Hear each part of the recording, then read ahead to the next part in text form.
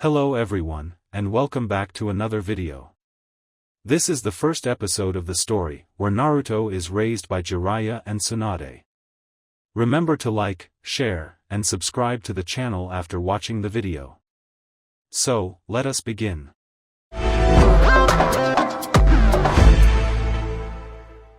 Jiraya stood in front of the gates of Konoha, contemplating the place that it had been his home for such a long time. That's it, until Orochimaru's betrayal and Tsunade's self-imposed exile made it unbearable for the Toad Sage to continue living there. He never had a permanent home from that moment onwards, hopping from one town to another, doing his research, and having one-night stands with beautiful and easy-to-charm women. He only returned sporadically to pay a visit to his student and friend, Minato Namikaze. It has been 3 months since the latest, and now last, of those visits. They talked about Jiraya's failed book, The Tale of the Gutsy Ninja, and how Minato wanted to name his firstborn son after the main character of said book, Naruto. In the meantime, Jiraya wrote his first erotic novel, Ika Ika Paradise, which became a bestseller in no time, engorging his already large bank account. He had been planning to drop by once the kid was born in order to give the newborn some nice gift.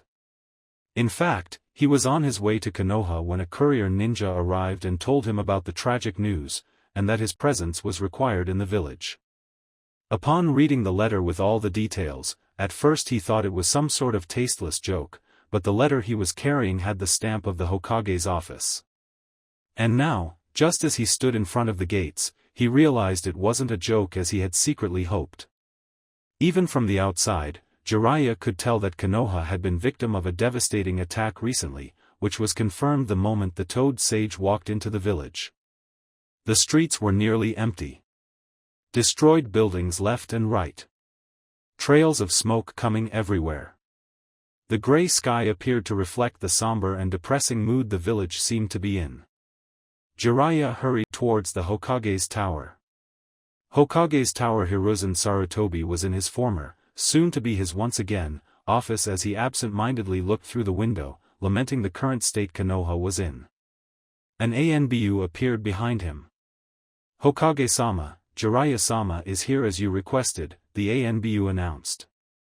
The third turned around, and sighed. Tell him to come in, please. As you say, the ANBU said before disappearing in a cloud of smoke. A few seconds later, the white-haired Sannin walked into the office. Hiruzen couldn't help but smile a little upon seeing his old student. Hello, Jiraiya, it's good to see you again, even if it's under such awful circumstances. How was your trip here? Hiruzen said as he sat down on his chair. Not to be rude, but that matters very little now. It's that true, sensei? Are Minato and Kushina truly dead? Jiraiya asked, trying to suppress the anguish of his voice. Yes. Jiraiya averted Sarutobi's gaze, sighed, and whispered a profanity. He looked at his former sensei once again and asked, May I see the bodies? You may, but not now. There are urgent matters we must attend first before you can pay your respects to your student and his wife, Hiruzen gravely said. Matters that concern their son. Their son? Where is Naruto now? Is he okay? Jiraiya asked worriedly. Naruto is fine. He's possibly one of the few people who came out of this unscathed, Hiruzen said. I don't know if I'd call having a demon sealed inside him unscathed, sensei, Jiraiya pointed out. Not to mention that kid just lost his parents. True. Excuse my lack of tact. And to answer your first question, he's downstairs, on the lower floor. A couple medical ninjas are taking care of him. Now, Naruto was the reason I called you here. Because I'm his godfather. Exactly. According to Minato and Kushina's will, they left everything to Naruto, all their physical assets, such their house and other properties, as well as all their liquid assets, which will be managed by his legal guardian until Naruto comes of age. And according to their will, this person is you. I see. An uncomfortable silence followed Jiraiya's laconic answer. Soto, I suppose that you're up to become Naruto's legal guardian and raise him until he's 18? Regardless of Minato's will, we can assign another legal guardian if you refuse. Jiraiya found the offer tempting. He had decided a long time ago that he would never settle down. That he would throw himself to the pleasures of life, to wander the world and enjoy it as much as possible. Taking care of a baby would make such thing impossible. He'd need to stay at a permanent place, more than likely Konoha, since neither sensei nor the elders would allow the Kyuubi out of the village for other nations to take it, and had to prioritize Naruto's needs and well-being over everything else. No, the perspective of becoming a single father was everything but alluring. But then again, if he didn't take care of Naruto, who will? Almost nobody in the village would want to be near Naruto after the Kyuubi's rampage out of fear, and he knew that other people would try to turn him into a weapon, depriving him of a normal childhood. No, he had a moral responsibility towards Naruto. Nobody else would want to take care of Naruto and raise him like a normal child but him. Jiraiya soon would learn how wrong he was. He was about to give his sensei an answer when shouts from outside the office drew both men's attention. "Miss, I'm sorry but Hokage-sama is in a meeting. You can't disturb him now," a male voice said, which Jiraiya vaguely recognized as the ANBU he has been talking to. "Do you know who I am?" "I'm sure that sensei will make time for one of his old students," a female voice angrily replied, a voice Jiraiya knew too well. "Oh my, I didn't expect her to come here so soon." "Or to come at all," Sarutobi said, visibly worried. "What is she doing here?" Jiraiya asked, equally worried. "You see, Hokage-sama's guest is also another one of his old students and what? Get out of my way." Boom. Jiraiya and Sarutobi winced, and they both hoped that the poor ANBU wasn't too hurt. The office's door slammer opened, and a big-breasted blonde burst in. She fixed her eyes on Jiraiya, and snarled. She then looked at Sarutobi with rage in her eyes. "Oh Kami, I knew it. You're going to do it. Tsunade, harming my ANBU and breaking into my office like that is not an appropriate thing to do," Hiruzen said calmly. "Oh can it, sensei? I came here to stop you from making a huge mistake," Tsunade said angrily. "And that mistake would be? Leaving a child under the care of this maniac," Tsunade said, pointing at Jiraiya. "I'm fine, Tsunadeheim, thanks for asking," the Toad Sage said in a deadpan tone, earning another glare from his former teammate. "I see. I suppose that you have a better candidate in mind?" Sarutobi asked, intrigued. "You are damn right. I myself would make a much better caretaker than this smut writer." "That's fine, but you don't have any legal base for claiming Naruto's guardianship." "I am his godfather and Minato left Naruto under my care should something happen to him and Kushina," Jiraiya retorted. "Yes I have. Naruto's my family." "Yeah, sure. And I am the grandnephew of the Sage of the Six Paths, it's true, you moron. Kushina was an Uzumaki, just like Mito, my grandmother. I am Naruto's only family, and thus I have a greater claim to be his guardian. While I admit I am no expert when it comes to parenthood, I'm pretty sure that taking care of a baby costs money. Lots and lots of money. And last time I checked, you were hounded by quite a few creditors. I'm aware that Minato had quite some money on his bank account. I can use that to cover Naruto's expenses. Yeah, if you don't blow up on a casino again," Jiraiya angrily said, and turned to his former master. "Sensei, you can't seriously leave Naruto under this compulsive gambler. I do have experience raising children. I've been raising Shizune since she was a little girl, and she turned out fine," Tsunade said before Sarutobi could answer. "Even with my flaws, there's no way I can't be worse than Jiraiya." "Alright, I heard enough," Hiruzen said, raising his voice and slamming his hands on the desk to make his former students to shut up. "Both of you have good points, and I'm sure we can reach a compromise." "What kind of compromise?" asked Tsunade. Shared custody? Not exactly. It's obvious that you want what's best for Naruto, so why don't you raise him together? You can cover each other's weaknesses, and I'm sure that Naruto will benefit better if he has both of you taking care of him instead of just one of you. But that means that we'll have to live together, Jiraiya said. He didn't like where this was going. Yes, of course. But we're not a couple.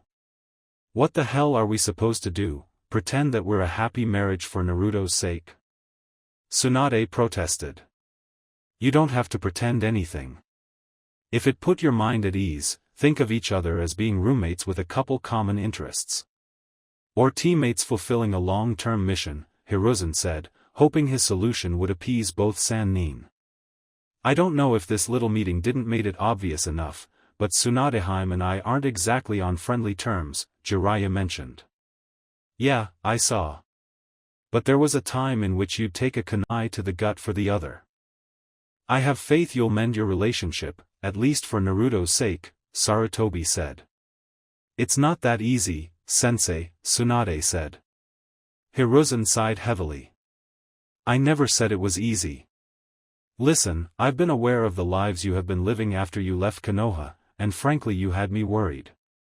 From what I could see, all what you did is try to run away from your personal demons, indulging in superficial pleasures for shallow comfort. But I can tell that neither of you have been happy, regardless of how much you might try to deny it.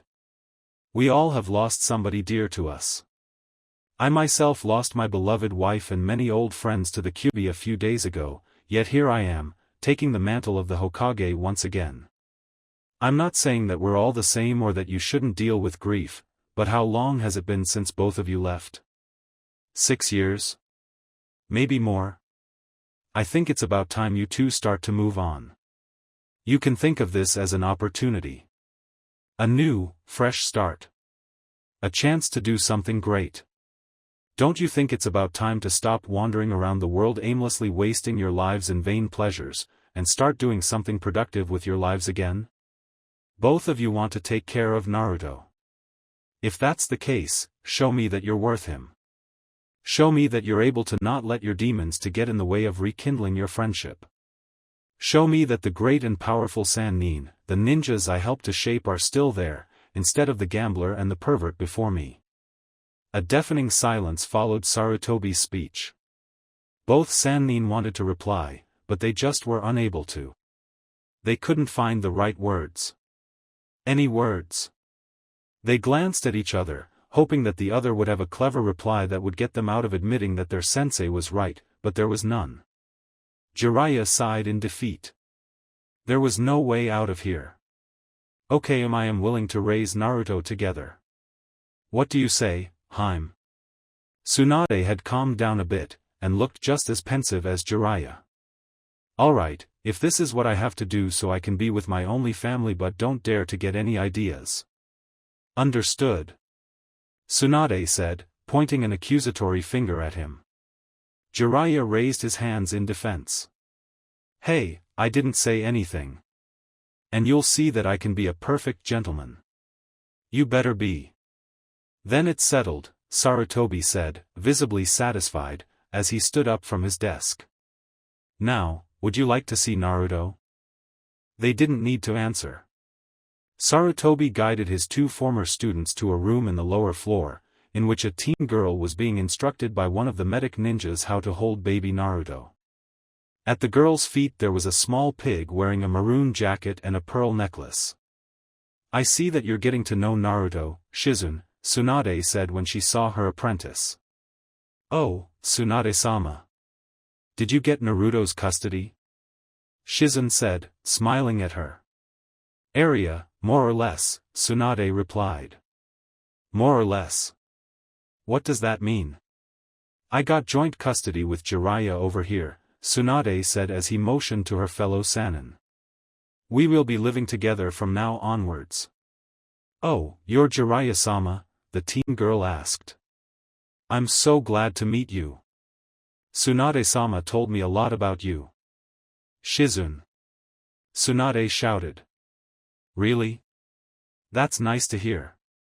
And exactly what did she say about me? Jiraiya asked with a perverted grin. Wipe that grin from your face, you pervert.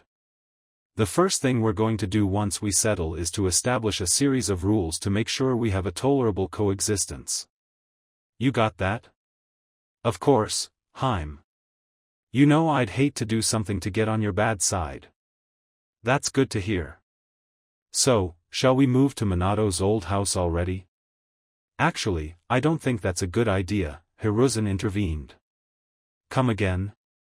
You see, Minato had a lot of enemies that would love to get revenge on him through his son, so I believe that we should keep Naruto's existence, as well as his parentage and his condition as a Jinchuriki a secret outside Konoha's walls.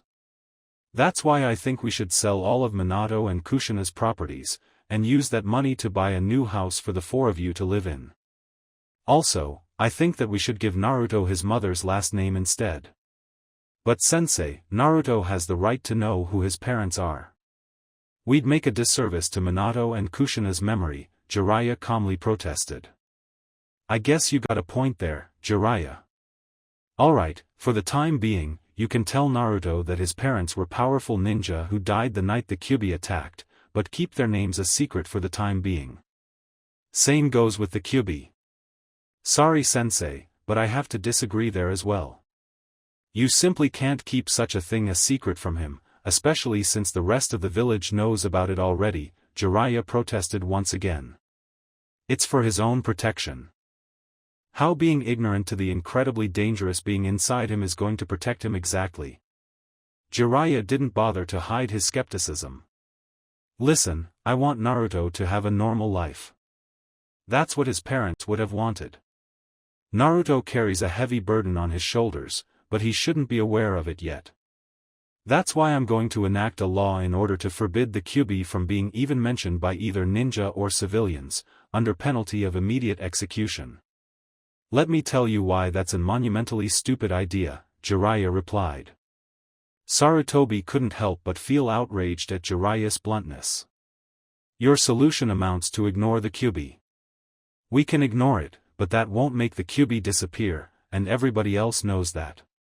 Forbidding people from talking about the Kyuubi might protect Naruto to some extent, but it won't make people forget that the Kyuubi is still inside him, nor stopping them from seeing Naruto as a bomb ready to go off at any moment. Even if that's true, how can Naruto have a normal life then? Let's face the facts, such thing is impossible. Naruto won't have a normal life, Tsunade interceded. Both Jiraiya and Sarutobi turned at her in surprise. Not that that's a bad thing, though. Normal doesn't have to mean happy. Jiraiya and I will ensure that Naruto's childhood is as fulfilling as possible. Thanks for backing me up, Haim, Jiraiya said, smiling at her. I'm just stating the truth. But if his generation grows up knowing that Naruto carries the demon fox, it might alter their perception of him and will judge him unfairly. It will be nearly impossible for him to make friends, Sarutobi interjected once again. Tell me, sensei, do you think anybody would let their children near Naruto knowing what he's holding inside? At the very least, with all the facts, the children will be able to judge Naruto by themselves.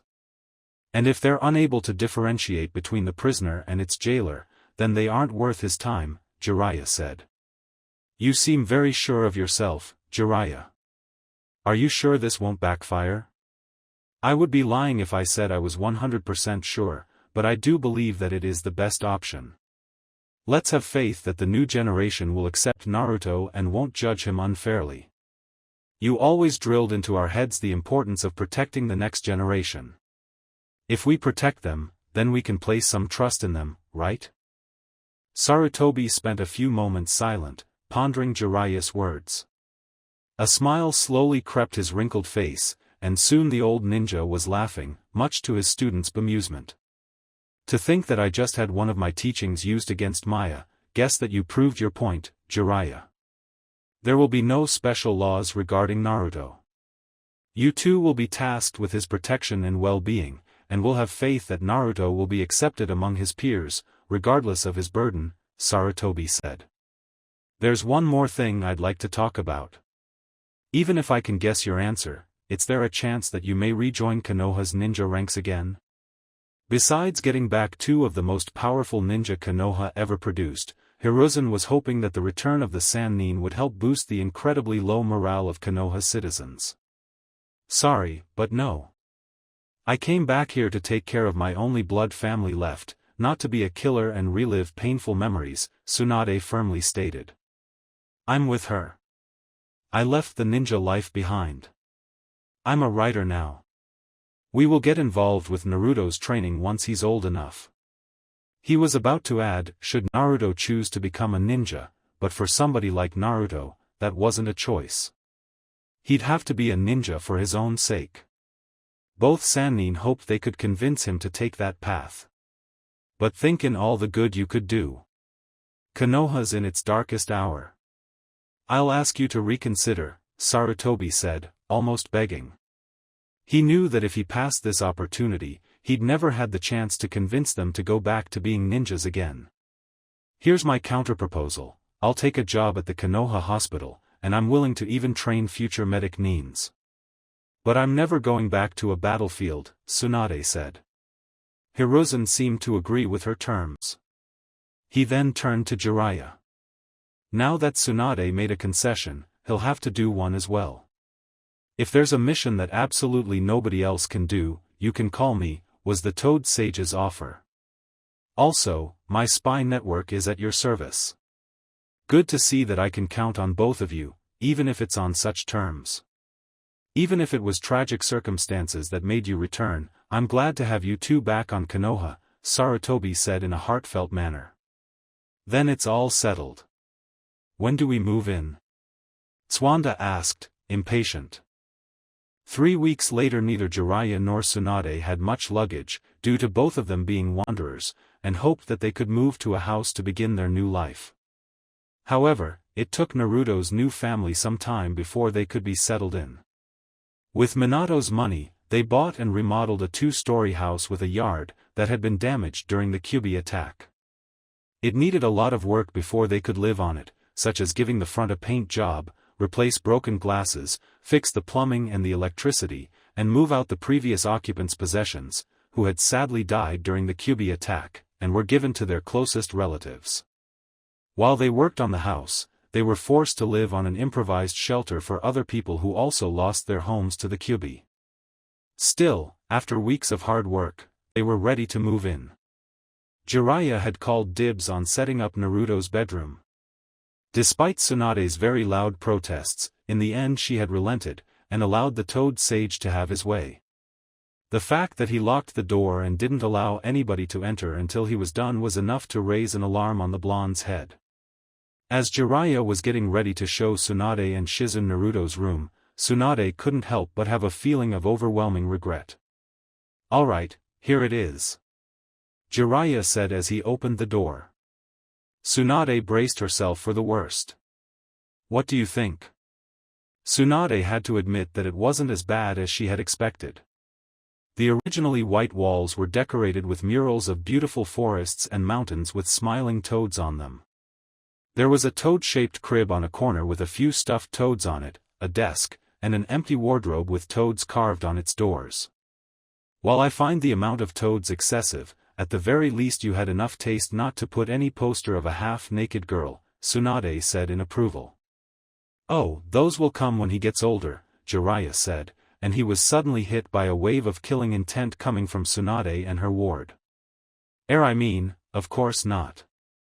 I know I can be a pervert, but I do know that there are some things not appropriated for children.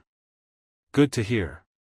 They had to spend the rest of the day buying food, clothes, especially for Naruto, diapers, and other baby items. By the time they were finished, it was nighttime, and the three of them were exhausted. Tsunade placed Naruto on his crib, and went to sleep alongside Jiraiya and Shizun. While it took no time for Tsunade and Shizun to fall asleep, Jiraiya remained awake. His head asked the same question time after time. Would have been any different if I was in the village when the Kyuubi attacked? Based on the details Sarutobi had been willing to share of that tragic night, Jiraiya's mind went over and over with the possible scenarios of how that night could have ended if he was there.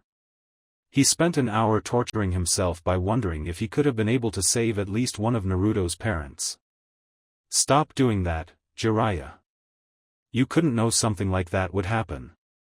The only thing you can do now is take care of Naruto to the best of your ability, the Sannin told himself. He then got up and quietly went to Naruto's bedroom, making sure he didn't make any noise that could awake the other 3 people living under that roof. Jiraiya leaned on the crib and looked at the infant laying there. "Hey there, little guy, how are you doing?" Jiraiya said in a whisper. Naruto shifted in his sleeping seat. "Don't worry, I know that you had to go through a lot, but the nightmare is already over. Tsunade and I are here to take care of you, and we will make sure that everything will be fine." Jiraiya continued to look at the sleeping baby. "Can I tell you a secret? Don't tell Tsunade or Shizun, because they would get really mad if they knew. But I have plans for you. Great plans.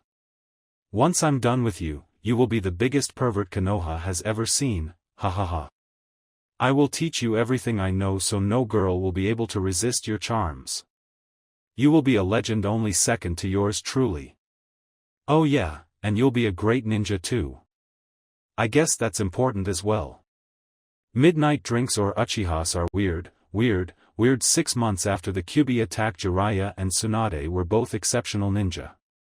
The kind that they only appear once every few generations. They both graduated the academy at an age most kids still can't tie their shoelaces, made Chunin before hitting puberty and managed to become Jonin before being 16. From that point onwards, the 2 Sannin and their fallen teammate Orochimaru took a myriad of dangerous missions. If there was a task with a high chance of dying, they would do it without receiving a single scratch.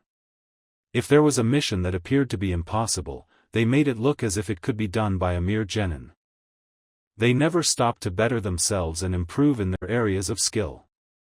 Jiraiya became a seal master of renown and one of the few senjutsu practitioners alive. Tsunade became one of the best medical ninja the world ever knew. And both of them became incredibly powerful ninja, overshadowed by few and admired by many. Still, despite all the skills they had learned and honed over their lifespans, nothing could prepare them for the horror that it was to take care of a baby. Naruto used to cry a lot, often for no reason, and at completely random times, though he was rather fond of doing it at nighttime. He had to be watched constantly, or else he would somehow disappear, only to mysteriously appear outside the house.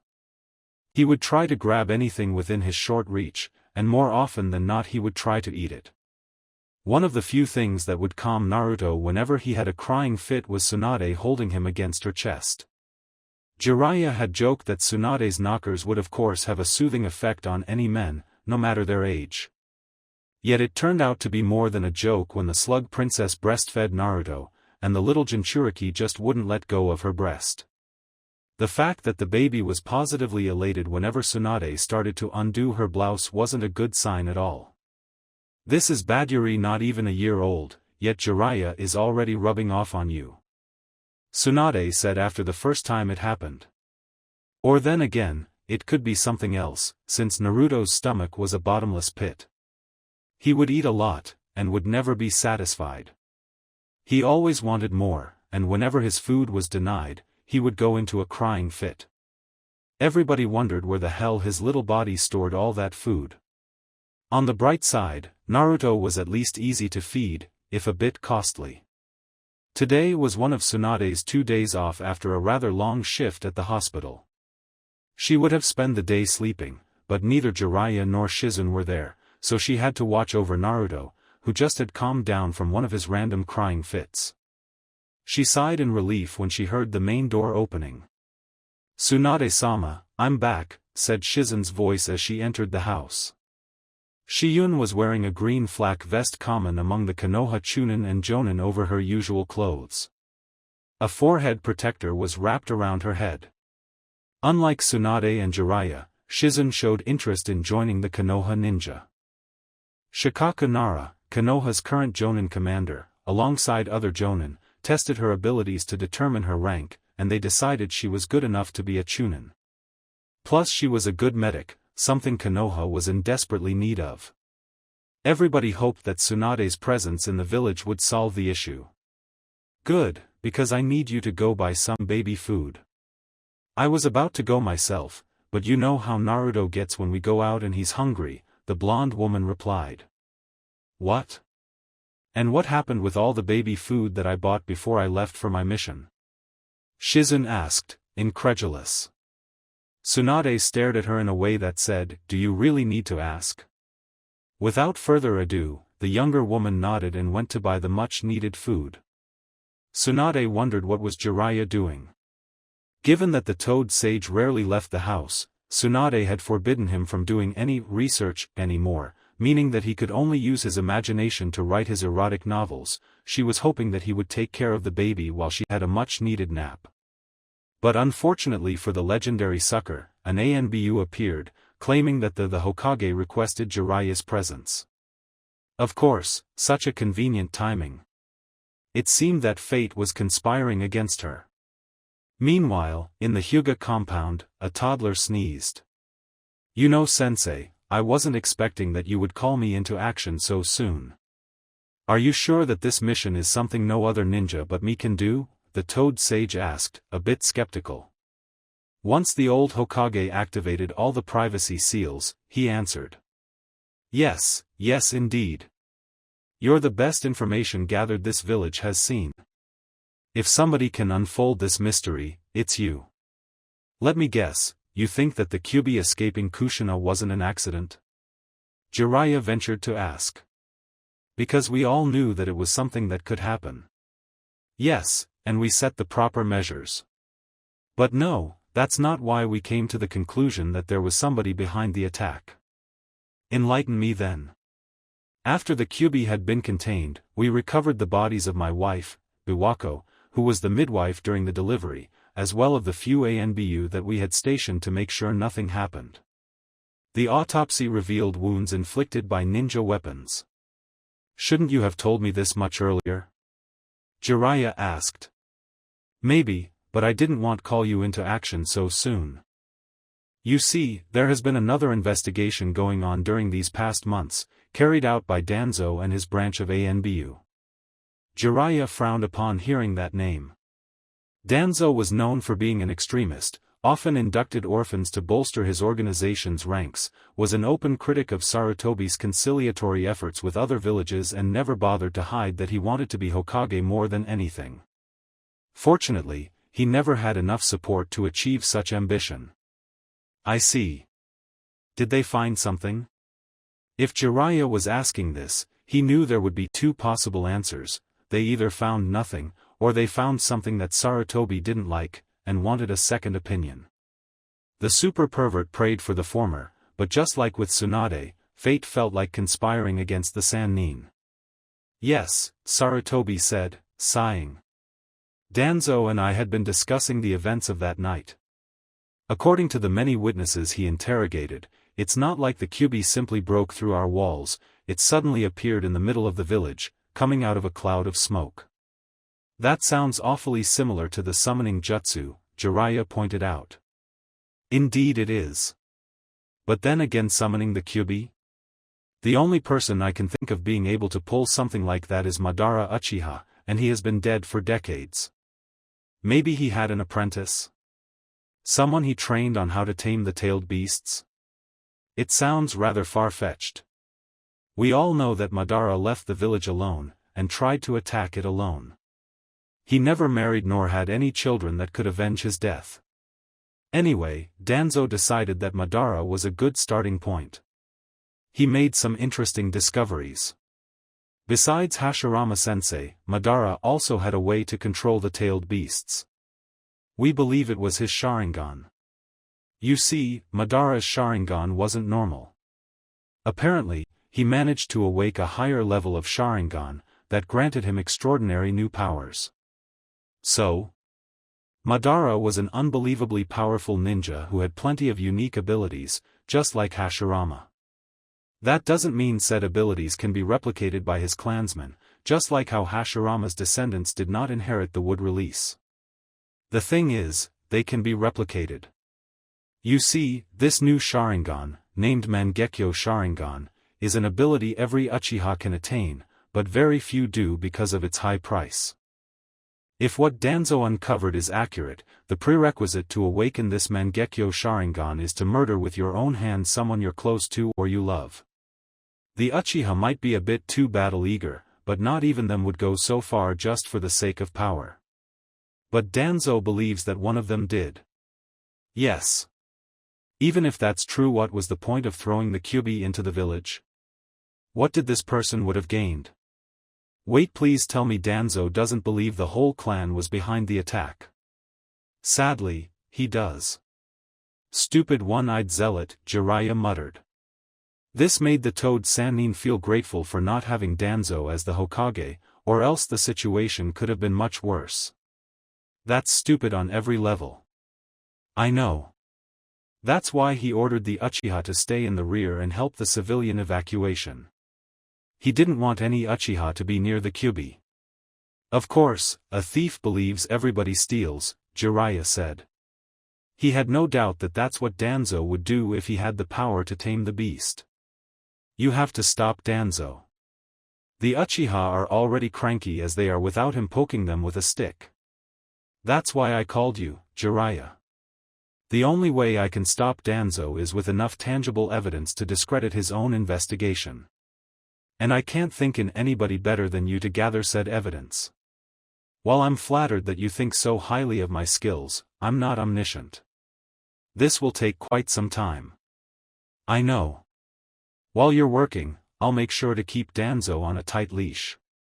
All right then, Jiraiya said as he headed for the door. Oh, and one more thing. Do you realize that if I work on this, it will cut into my writing time, meaning that I will take much longer to finish the next Ika book, right? Sarutobi gasped in shock, his eyes opened wide in horror. But said horror was short-lived, and his face soon relaxed. A sad smile formed in his mouth. Sometimes we have to make sacrifices for the greater good, Jiraiya, regardless of how painful they may be. Shizune was in a mart close to her home, carrying out Tsunade's requests. After finding Naruto's favorite brand of baby food, she decided to buy all of it in one go to save further trips. Though she couldn't help but wonder how long it would last. He needed to teach that kid the meaning of the word moderation. Excuse me miss, a voice behind Shizune said. The black-haired Kunoichi turned around, and saw a boy looking at her. The boy would be about 5 or 6 years old. He had dull black hair long enough to be styled in a ponytail, deep black eyes, and wore a black shirt, black pants and blue sandals. He appeared to be an Uchiha. Yes? Can I help you? Shizune said, putting up her best smile. Do you really need all that baby food? I'd like some too, if it's not asking much. There is more baby food left here. Yes, but that's the only brand my brother will eat without throwing a tantrum, the black-haired boy said. Oh, I can totally relate to that, Shizune said, giggling. Guess that I wasn't too nice of me to take all of it like that. How many would you want? 2 would be enough. Shizune complied, and gave 2 jars of baby food to the boy. There you go. Thank you, miss. My name's Shizune, by the way. Itachi. Itachi Uchiha, the boy said, confirming Shizune's guess. Nice to meet you, Itachi-kun. Your brother is lucky to have such a nice and caring big brother like you taking care of him. Itachi blushed a little. Thanks. Both of them headed to the cashier. Itachi decided to keep talking. You know that baby of yours must be really big if he eats that much, Itachi commented, looking at Shizune's basket, loaded with jars of baby food. That's the funny thing, he's so little. Tsunade-sama said that one day she's going to find where all the food he eats goes, because he's always hungry, and never gets fat. Tsunade-sama? Itachi repeated. Then a realization suddenly dawned on him. Wait a minute. That baby of yours is the kid with the demon fox sealed inside? Shizune's bright mood suddenly darkened, and pondered if he should answer him. But then again, most of the village already knew her as one of Naruto's caretakers, so lying would be pointless. Yes, he is. And how is he? Itachi asked with genuine curiosity. What do you mean? Does he have something that makes him different from other babies? Nothing that I have noticed. Trust me, deep down he's like everybody else. My parents didn't say anything, but I heard many grown-ups saying that he's dangerous, and that we should stay away from him. That's nonsense. Naruto's a normal kid like any other. Just because he has a demon sealed inside him doesn't make him dangerous. The seal the fourth placed on him will make sure the Kyuubi won't see daylight in a long, long time. Then why did they bring Jiraiya-sama and Tsunade-sama taking care of him? Shizune didn't like the course the conversation was taking. What do you mean by bring? They say that the Hokage had to recall the two legendary Sannin to keep the demon fox under watch and make sure he doesn't try to destroy Konoha again. Shizune was livid. Where did that rumors come from?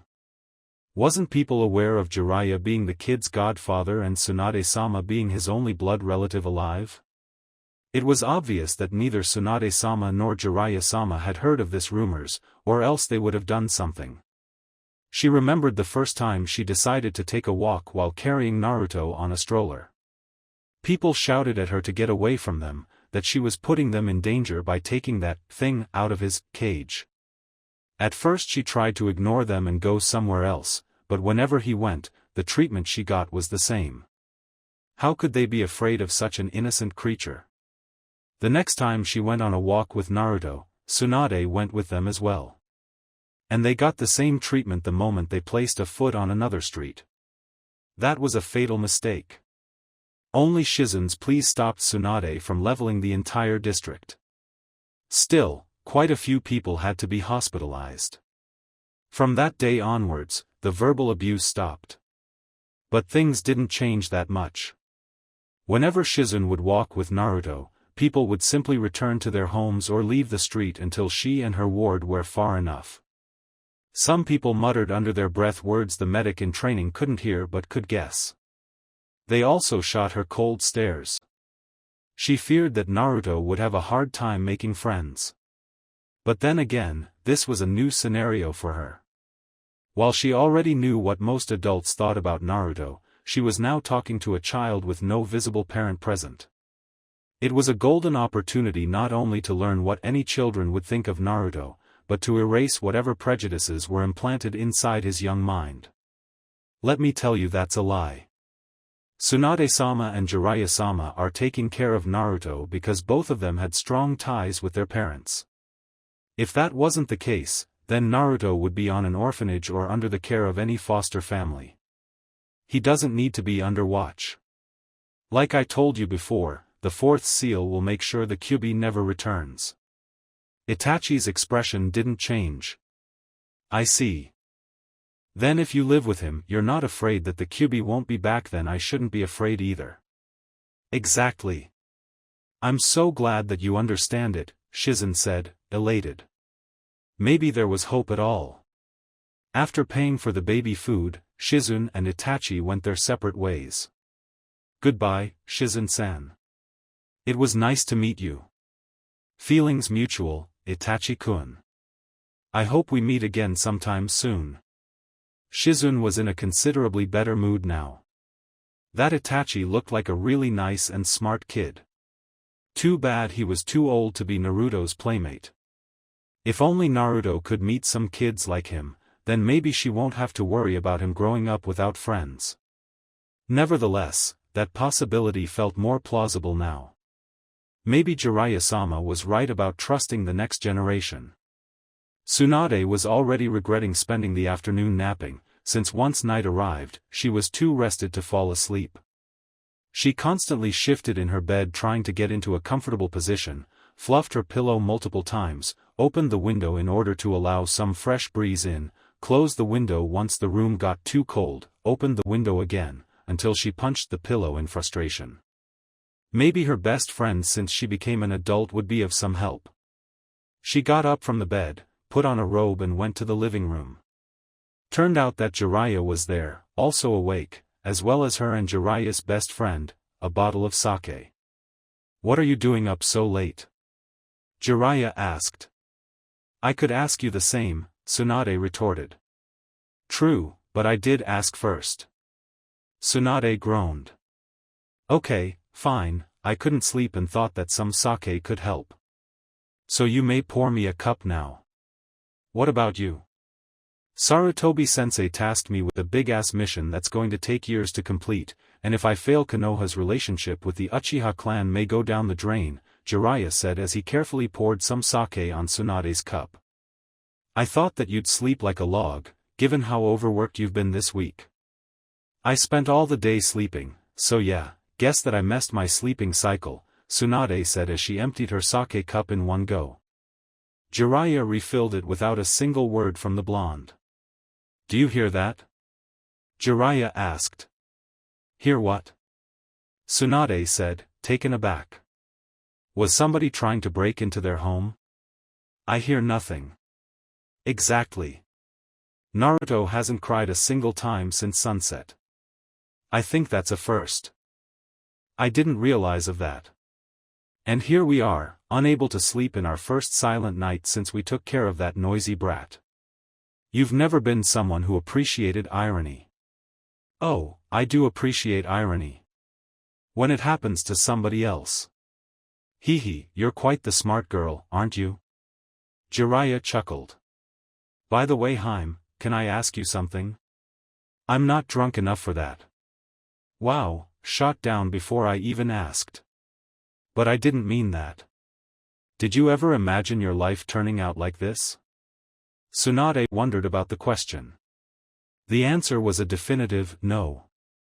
Since she was young, her picture of the future was her being married to her boyfriend Dan Kato, who would be Hokage, with her little brother Nawaki on his way to succeed him in the future.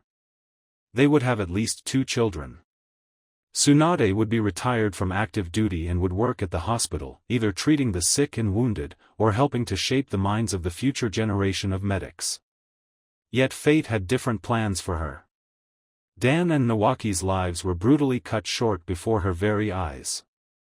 Unable to deal with so much death around her, she decided to flee Konoha and wander aimlessly around the world.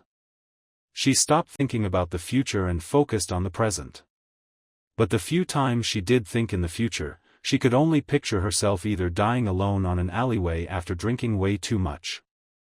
But being back in Konoha, and raising a kid alongside Jiraiya? No, that never entered her mind. Hearing about the fate of Naruto's parents awoke a spark of determination within Tsunade that the Sannin thought it was long extinct. Maybe she failed to save Dan and Nawaki, but she swore that she'll do her best to ensure Naruto's safety. Yet something that at first appeared some sort of self-imposed atonement task turned out to be rather pleasant. Taking care of Naruto was a taxing job, but Tsunade considered it as much rewarding. And while living with Jiraiya didn't appeal to her one bit, the Toad Sage was a much nicer housemate than she had expected. In all these moths, he had never broke once the rules she had set. It almost felt like the old times. "No," Tsunade finally answered. "Not that I complain. I didn't achieve much after leaving the village. I feel that I'm doing something with my life again. Guess that old monkey was right, huh? What about you?" Like Tsunade, Jiraiya also had dreams. He dreamed of marrying Tsunade and maybe have a couple brats with her. They'd live in a huge mansion. His reputation as a writer would even surpass his reputation as a ninja. People would fawn over him, gush about his talents and ask him to sign their books. He'd convince Orochimaru to drop his evil ways and return back to Konoha. Like Tsunade, Jiraiya didn't think in the future, not even once, since he was too afraid to think about it. His life was plagued by failures and very little accomplishments. So far, his life was a cycle of doing his research, to write his books to earn money, then blow up that money on alcohol and women, then start to work on his next book. Yet here he was, living under the same roof as Tsunade without even being in a relationship with her and taking care of a kid that wasn't his, nor Tsunade's. It was a good thing that Jiraiya did appreciate irony. But then again, now he suddenly didn't feel so afraid of thinking about the future. The thought that Tsunade and Naruto were part of it brought some comfort to his tortured mind. No, but even if being a swinging bachelor unchained by responsibilities such as fatherhood was something I greatly enjoyed, being here with you and taking care of Minato's brat is a nice change of pace. By the way, how's that new book coming along? Slower than usual, between being back on duty and you not letting me to do more research, not gonna happen. At least as long as you want to continue living in this house and raising Naruto. I didn't say anything. No, but you were thinking it. It was you who asked about the book. And I didn't know you read minds now.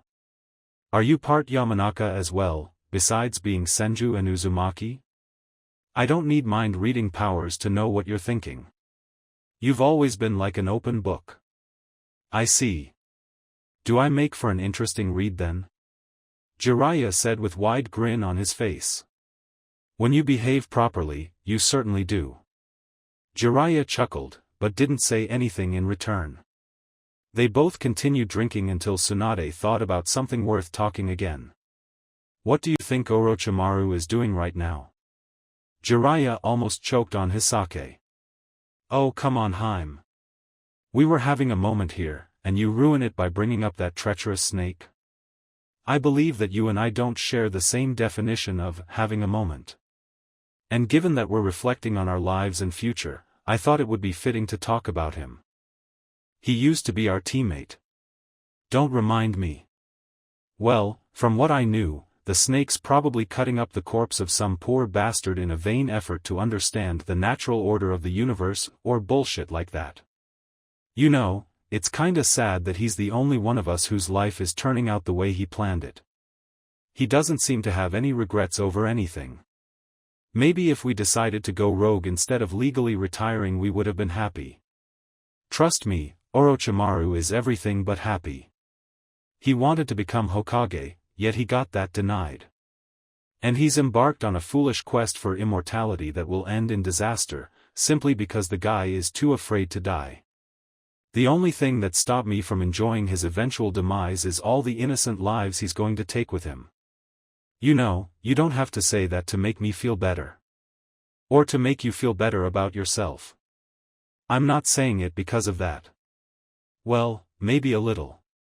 When you're down, seeing other people down, especially hated enemies, can be a bit of a consolation. But I know that everything I said is true. Do you think we'll see him again? I'm afraid so.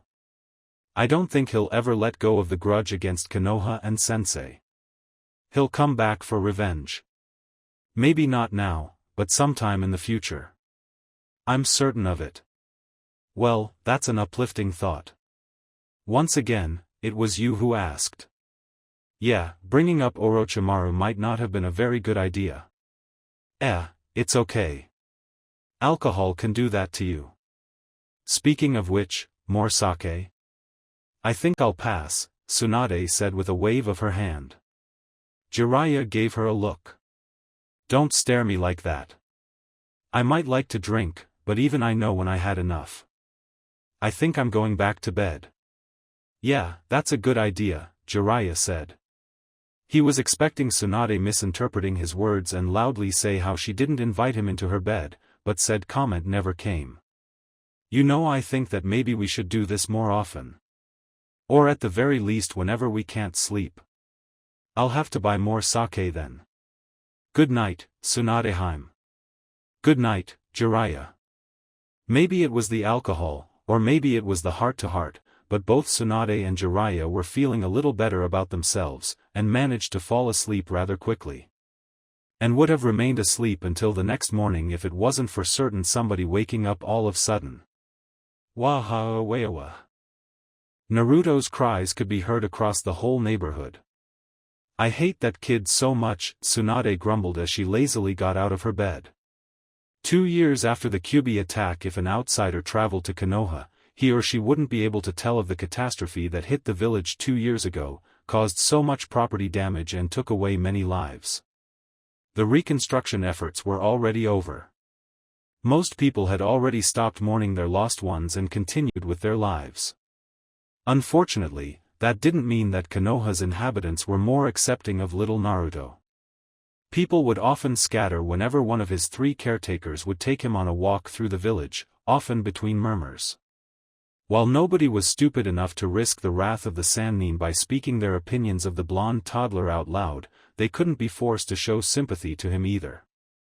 While the Toad Sage and the Slug Princess were outraged upon learning through Shizune that they're seen as Naruto's jailers rather than his foster parents, they had to admit it wasn't something illogical or stupid to think.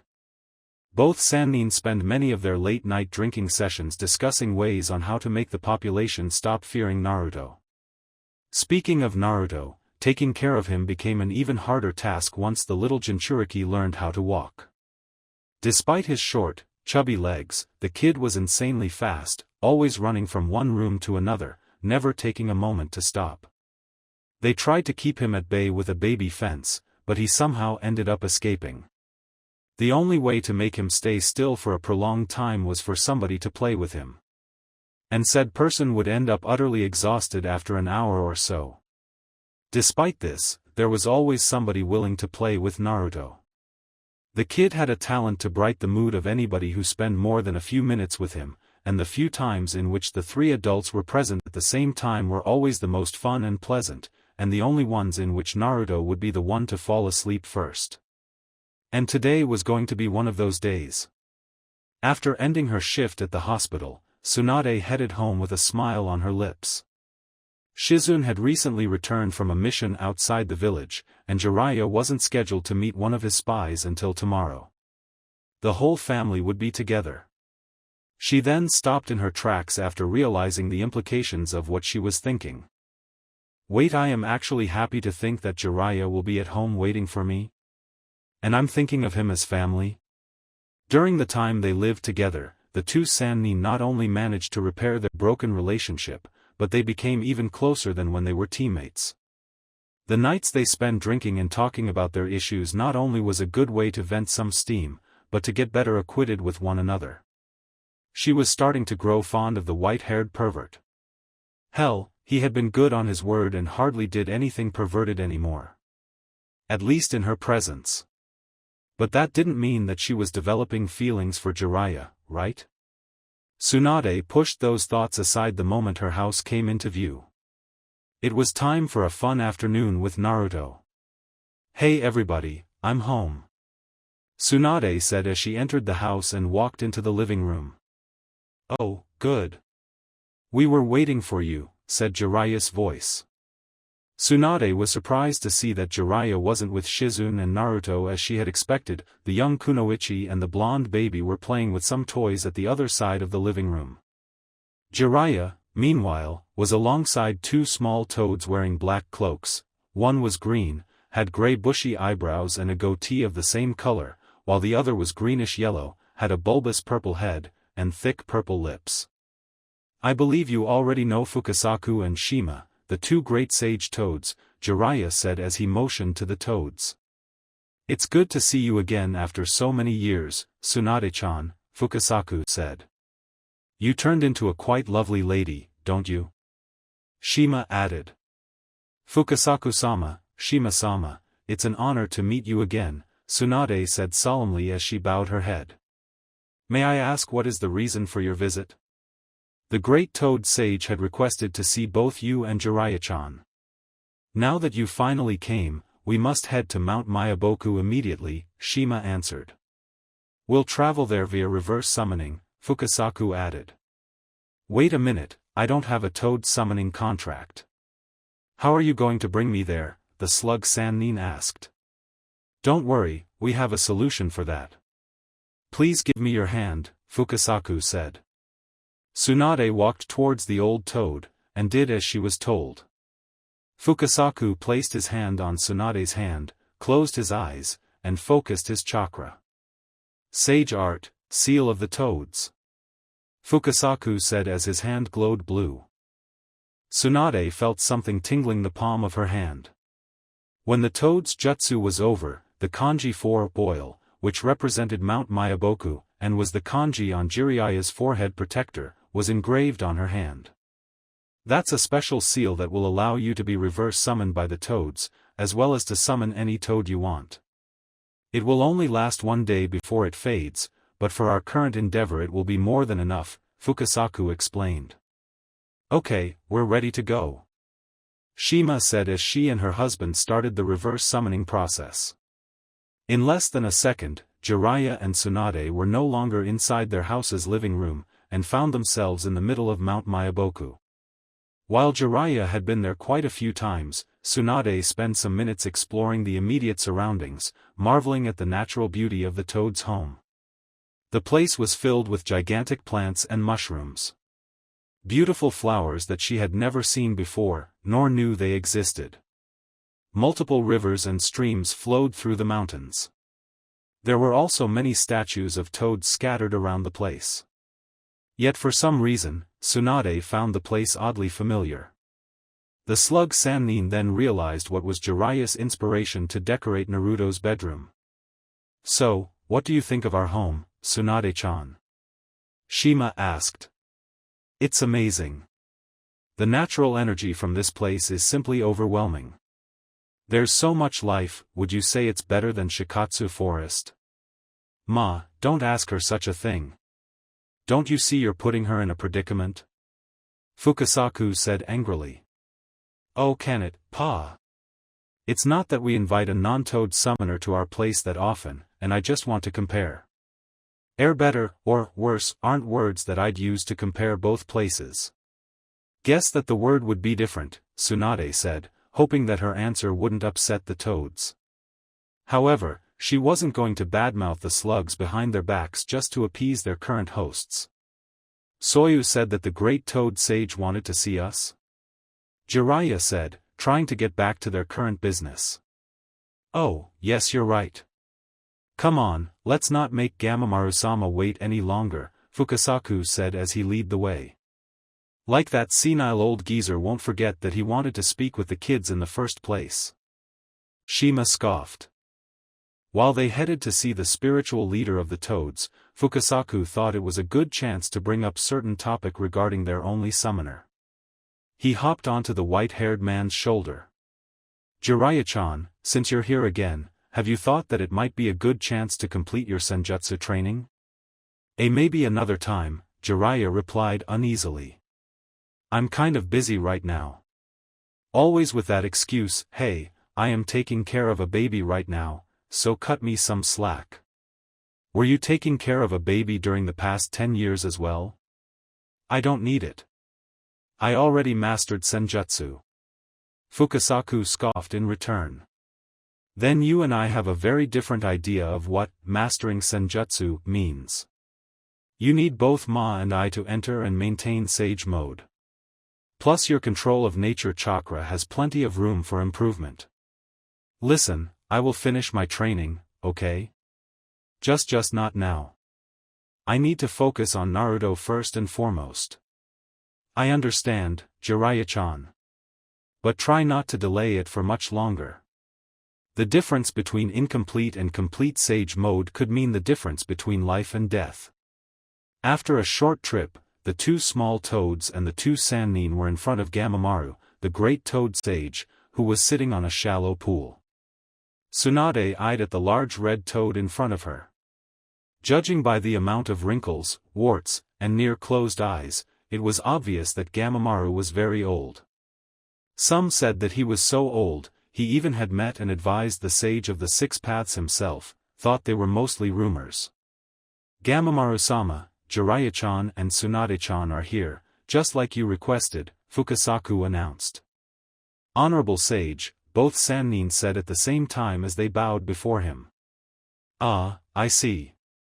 Good. There is much we need to talk, Gamamaru said, each word coming out of his mouth at a rather slow pace. Jiraiya and Tsunade waited expectantly about what the Gamamaru wanted to tell them. They waited for a few minutes, but the old, large toad didn't say anything else.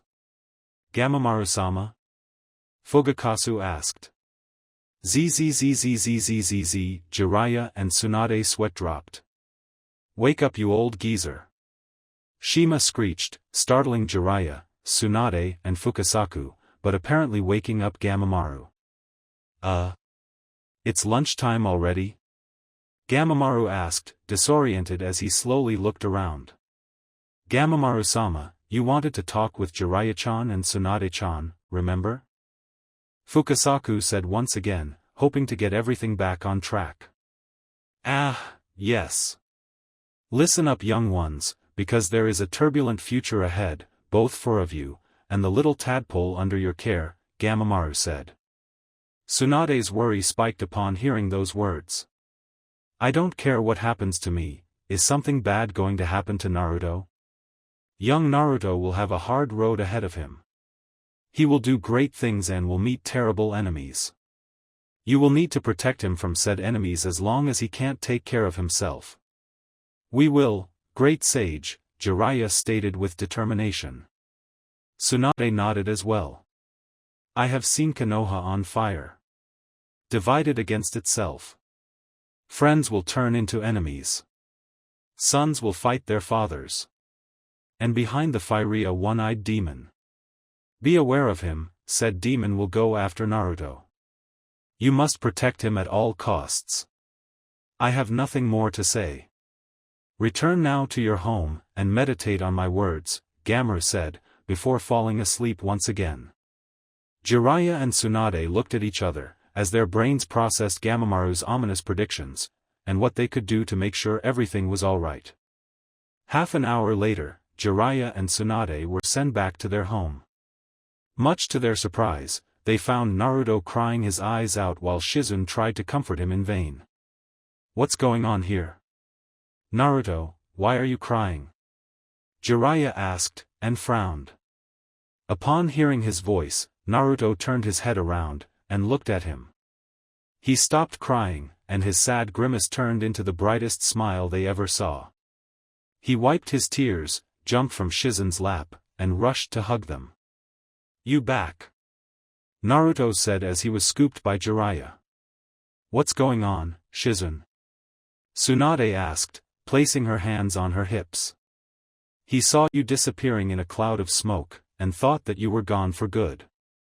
I've been trying to explain him that you would be back soon, but he didn't believe me, the young Kunoichi replied. Oh, my poor kid. Of course he thought that, we left without even telling him goodbye. Tsunade said as she took Naruto from Jiraiya's arms. Forgive me, sweetheart, I promise we will never do that again, okay? Okay. Naruto said, wrapping his little arms around Tsunade's neck. Alright, enough of that, who's up for our game night? Jiraiya said, and everybody cheered in return. After a fun and lively game night, Shizune and Naruto went to sleep. Jiraiya and Tsunade tried to, but they couldn't. Both of them couldn't stop thinking about Gamamaru's warnings regarding not just Naruto, but the world in general. Like usual, they were in the living room, with a couple bottles of sake. So, Naruto is in danger from a one-eyed demon. Does that mean that we should be aware of any one-eyed people we run into? Because losing eyes is quite common in our line of work, Jiraiya commented as he emptied his cup of sake. My first choice would be Danzo, the leader or root. The only person with one eye that I know is Kakashi. Maybe he was talking about him? Tsunade said. Kakashi has two eyes, even if he only uses one most of the time. Plus he's a nice kid, he wouldn't harm Naruto. He was Minato's student, after all. And a huge fan of your books. And a huge fan of my books, yes. But I'm not defending him because of that, Haim. I know, I was just teasing you. Couldn't that old frog could have been a bit more specific about this one-eyed demon? Some more hints could have been useful besides lacking an eye. First, Gamamaru is a toad, not a frog. Never call frog a toad, they don't take it very good. And second, Gamamaru doesn't have the context of the visions he gets, so all he can do is interpret them to the best of his ability. Well, that vision of his got me on the edge. He told us that Naruto is in danger, but didn't specify about what kind of danger, and we can't protect him from everything. I mean, it's not that we can lock him down in his room or something. Even if you did, he'll find a way out. He always does, Jiraya mentioned, causing Tsunade to chuckle. But then again, that's nothing new. His parents, especially Minato, had a lot of enemies that would love to get revenge through Naruto. And he already has yet another bullseye on his back due to being the Kyuubi Jinchuriki. Even worse then. What also worried me was the part about Konoha being on fire. Do you think that somebody is planning to attack us? I wouldn't rule that out. We're still recovering from the Kyuubi attack, which made a number on our forces. I'm hoping our presence here serves as a deterrent for any village who might want to invade Konoha. I hope so. We may not be the Yellow Flash, but the name of the Sannin still can inspire fear among our enemies. And that part about friend turning enemies, do you think that we may be betrayed by one of our allies? From what I know, our current allied village is Suna, but even with our recent losses, they still lack the numbers and power to wage war against us. At least on their own. Maybe they can ally with one of the other 3 great villages, but I find that unlikely. Even then, maybe it would be a good idea to try to strengthen our ties with them. Pay them a visit, mail some sake to the Kazekage, stuff like that. Sake seems to be your answer to everything. Because it works. I mean, remember when we returned here, how we couldn't spend 5 minutes without yelling at each other? Actually, it was you who did most of the yelling, Jiraiya said with a cheeky grin as he poured more sake on his empty cup. Yet when we started to have this late-night drinks, everything became far smoother. Now I'm even happy to see that you're home when I get back from work. If that's not enough proof of sake's miraculous conciliatory powers, oh. Of course. Tsunade said in realization as a huge smile formed in her face. What? That's how we can make everybody accept Naruto. He only needs to go drinking with every villager here. Wow, even in my wasted state, I still can see how much that idea sucks. Tsunade's smile disappeared, and was replaced by an angry frown. And why is that, smartass? Well, I might not know much about babies, but isn't alcohol very toxic to them? We still have to wait about 16 years until he can do that. And even then he'll have to drink a lot in order to befriend the entire village.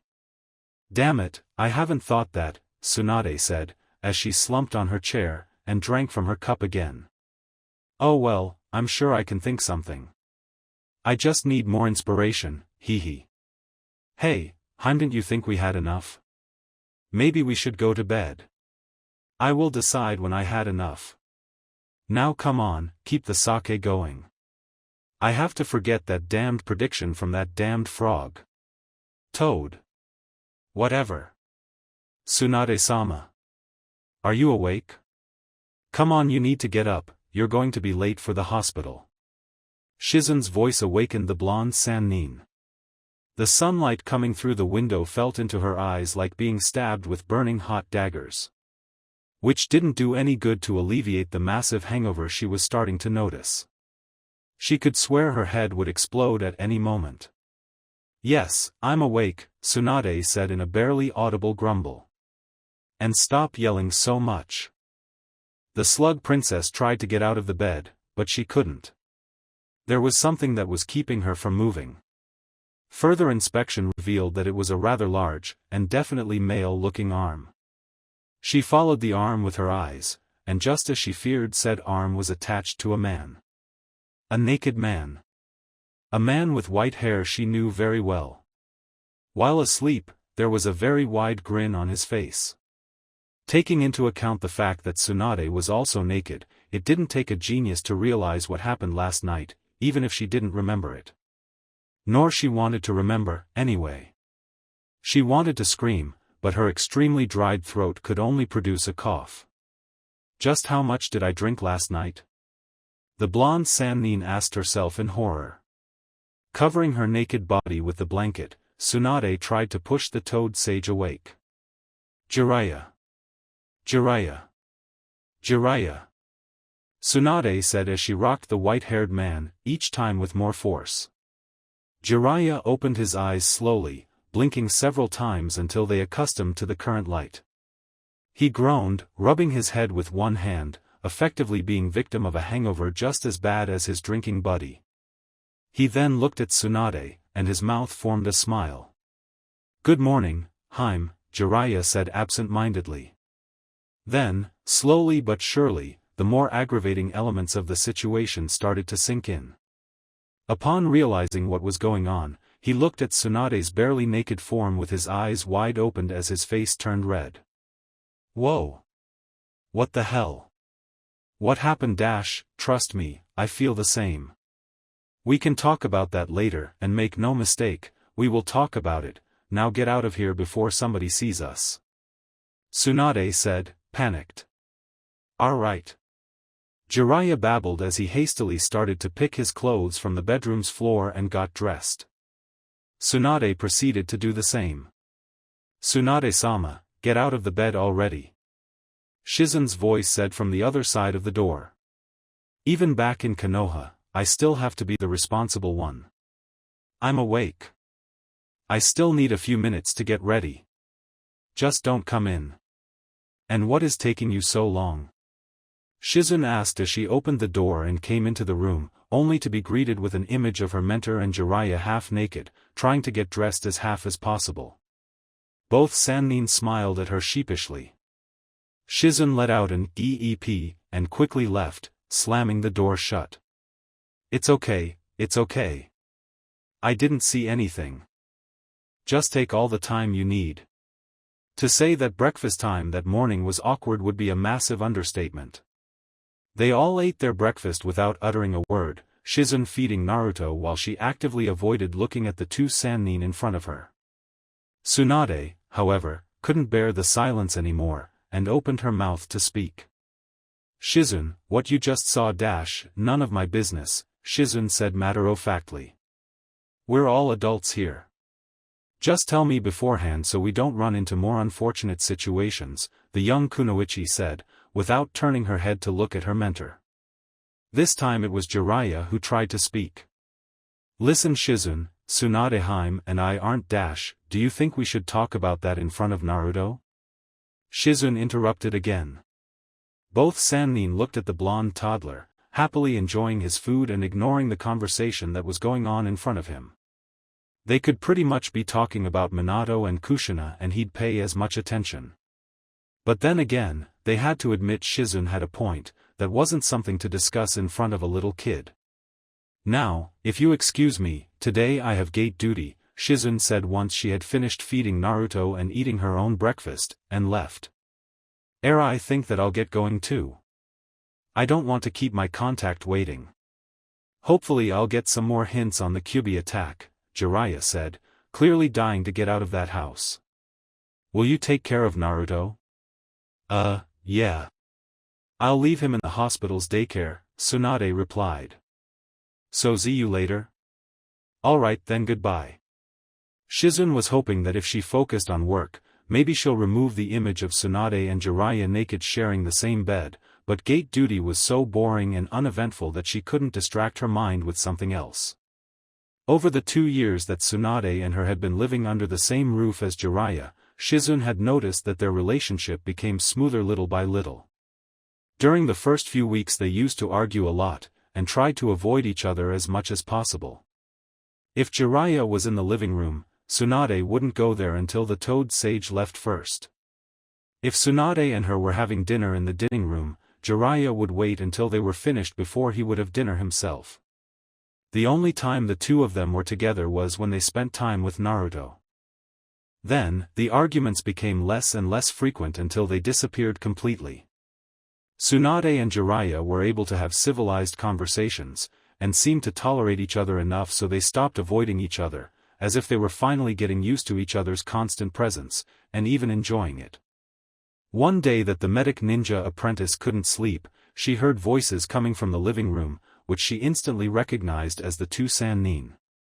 She then learned that whenever the two of them couldn't sleep, they would get up, have a drink and talk. Then this became a tradition, with both staying awake until late in the night regardless if they were suffering from insomnia or not, drinking and talking with each other. But even with how much their relationship improved, Shizun could never guessed in a million years that they would end up sleeping together. After her uncle Dan had died, Shizun never saw her master showing the barest of interest in the opposite gender again. Due to her beauty and generous pair of assets, Tsunade attracted many men, which she ended up rebuffing sometimes without even looking at them first. Those who took her rejection badly ended up in the hospital. "Alright, your papers seem to be in order. I hope you enjoy your stay at Konoha," Shizun said to a merchant who had just crossed the gates. She then returned to her initial track of thoughts. Shizun had ambivalent feeling towards this morning's shocking developments. On one side, she wanted to shake that image from her mind. Tsunade was the closest thing she had to a mother, and nobody wants to think about their parents having sex. But on the other hand, she was feeling happy that apparently somebody was able to tear down the emotional barriers the blonde Sannin erected around her heart for years. She deserved to be happy. "Ahem, excuse me," a voice said that snapped Shizun out of her trance. She blinked, and saw a Konoha Jonin looking at her. He had dark brown hair tied into a ponytail, and a goatee. "Oh, sorry, what can I do for you?" Shizun asked the Jonin. "My name is Yuki Minazuki, Jonin-sensei of Team 2. My team is about to take its first mission out of the village," the Jonin explained. "Alright," Shizun said as she wrote down everything Yuki said. "I'll need the names of your genin, please." "Sure. They're Shinko Inari, Tenma Izumo and Itachi Uchiha." Shizun was taken aback when she heard the last name. She then looked at the genin that were waiting a few meters behind their sensei. She saw a boy that was about 10 or 11 years old with gray, spiky hair, wearing a dull blue shirt and black pants. Besides him was a girl of a similar age with the same hair color, styled into two pigtails that curved upwards, and was wearing a maroon t-shirt that exposed her belly, dark blue shorts, and a cap on her head. And lastly, there was another kid, much younger than the other two, whom Shizun identified as the kid she first met on a grocery store a year ago, and saw a few more times whenever she went on a walk. "Itachi-kun? Is that you?" Shizun asked. "Oh, hi, Shizun-san," Itachi said as he waved at her. "Are you a genin already?" Shizun asked, her eyes wide open. Itachi just nodded.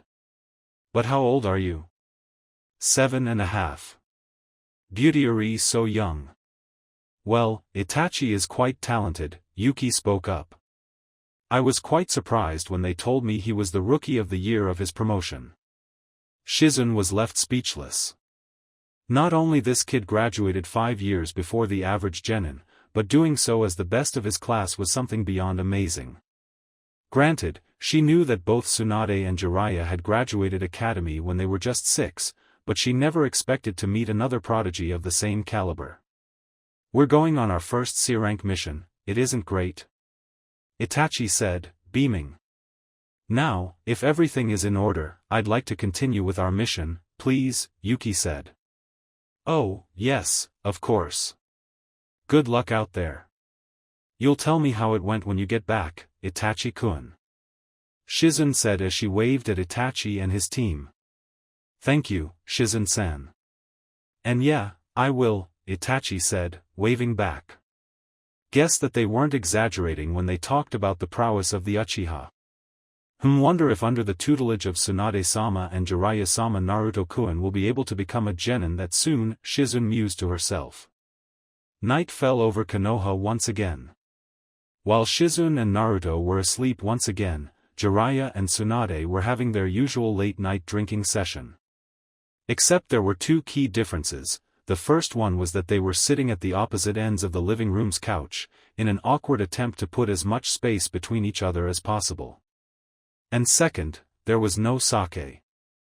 Despite both Sannin's undying adoration of the burning brew, they weren't going to take any chances after what happened the previous night. Jiraiya cleared his throat. "So how was your day, Haim?" "Good. Today came a pregnant woman who gave birth to triplets," Tsunade answered, without looking at him. "Oh, triplets. You don't see that every day," Jiraiya replied. And how's your hemophobia going? Good too. Therapy is working fine. I'm making some progress, even if it's at a slow pace. My therapist says I will be able to perform surgery again in 2 years. That's something great to hear. And what about you? How was your meeting with that spy?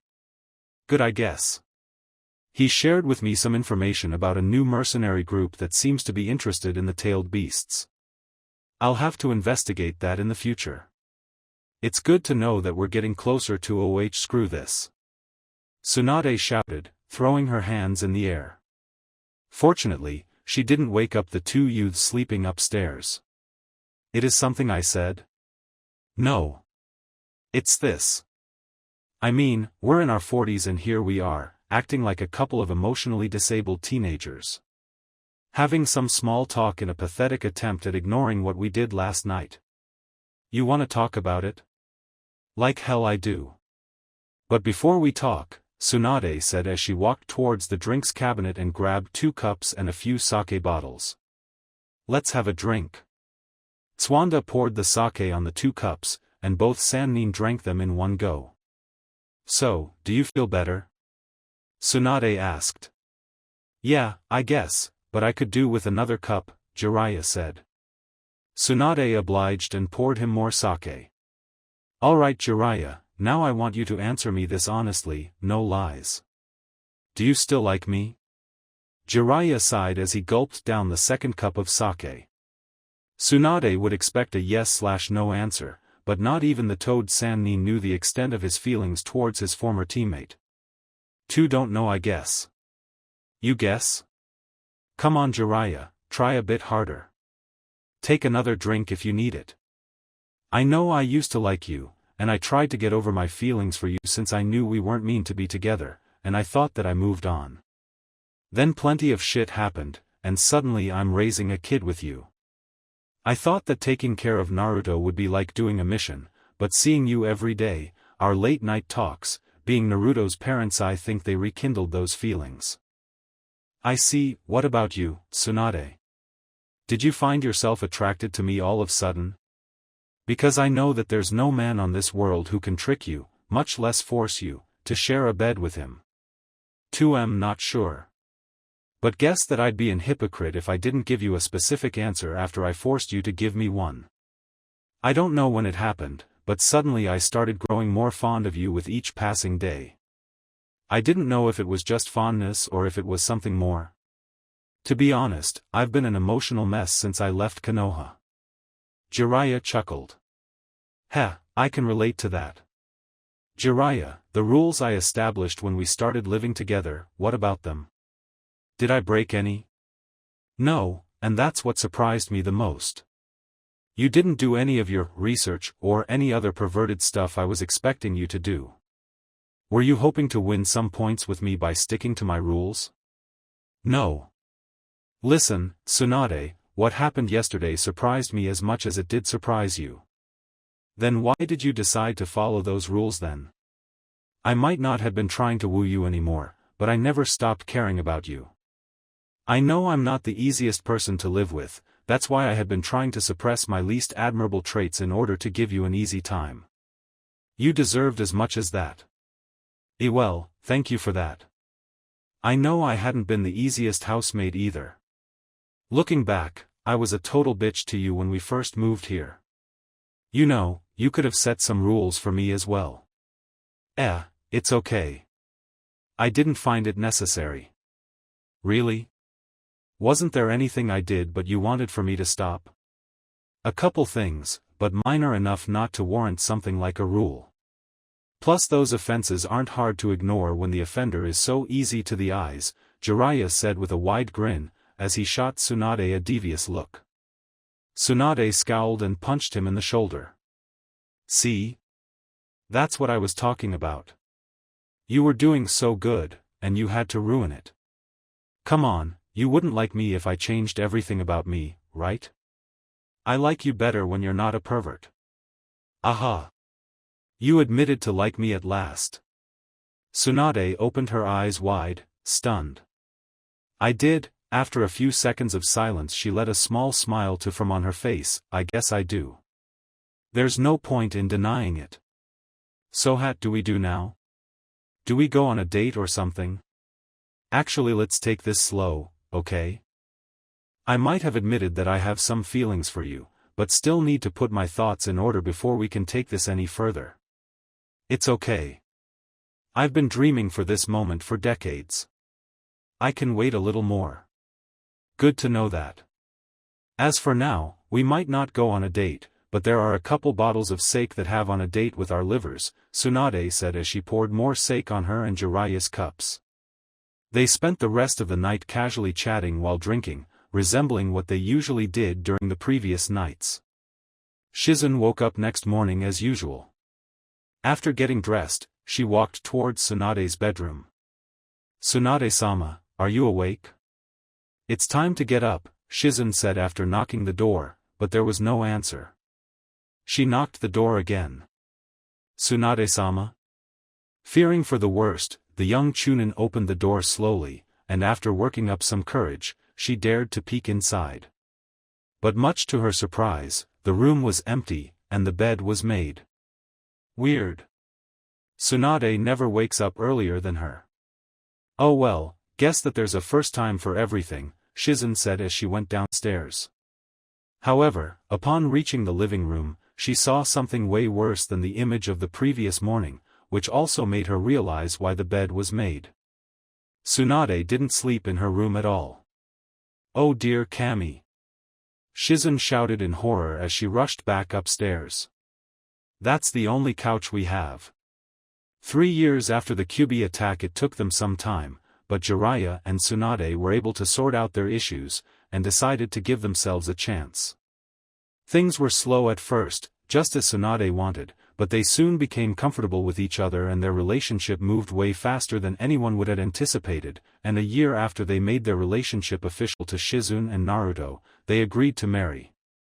For Shizun's sanity's sake, they also decided to limit any activity remotely linked to sexual intercourse to their bedroom. The girl had an innate talent for finding them doing it, if you could call that a talent. While Tsunade and Jiraiya wanted a small, intimate ceremony with their closest family members and friends, in the end it became a huge event due to how many people wanted to witness their union. After the wedding was over, there were 2 consecutive days of partying across all of Konoha, and it would have been more if Sarutobi didn't use the ANBU to force everybody, especially other ninja, to return to their usual duties. Jiraiya and Tsunade traveled to a village in Land of the Hot Springs, which used to be a ninja village like Konoha, but failed due to the lack of quality of the ninjas trained there, and was converted into a tourist resort, which was far more successful. That had been a week and a half ago. Naruto was elated, since today was the day their beloved parental figures would return from their trip. He had begged and cried to take him with them.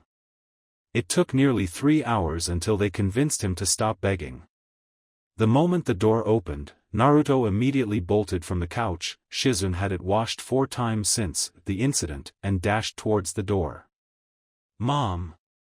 Dad! You're back! Naruto cheered as she hugged Tsunade's legs. Well, I was going to ask you if you missed us, but guess that there's no need to, Tsunade chuckled as she bended down to hug Naruto. Welcome back, you too. How was your trip? Shizun asked. Couldn't have been better. The weather was perfect, the food was delicious, the service pretty nice, but all of it pales in comparison to the wonderful company, Jiraiya said as he pulled Tsunade near him and kissed her. Ugh, didn't you guys get enough fun time already? I don't need more mental scars. Shizun is right, Jiraiya. At least, wait until tonight, Tsunade replied as she gently pushed Jiraiya back. I make no promises, Jiraiya said with one of his trademark perverted grins. What amazed me the most is how that place seems to be always summer. One day I'll find out why did they do to have a microclimate like that. You buy me a present? Naruto asked. It was your birthday not even 2 months ago. You already had presents, Tsunade said, hands on her hips. Naruto's eyes then watered as his mouth curved down. Tsunade sighed, rolled her eyes and produced a wrapped box from under her jacket. "There you go, brat." Naruto quickly snatched the box and unwrapped it, revealing to be a set of toy shurikens and kunais made of plastic. "Yay! My first ninja stuff." Naruto cheered as he opened the box.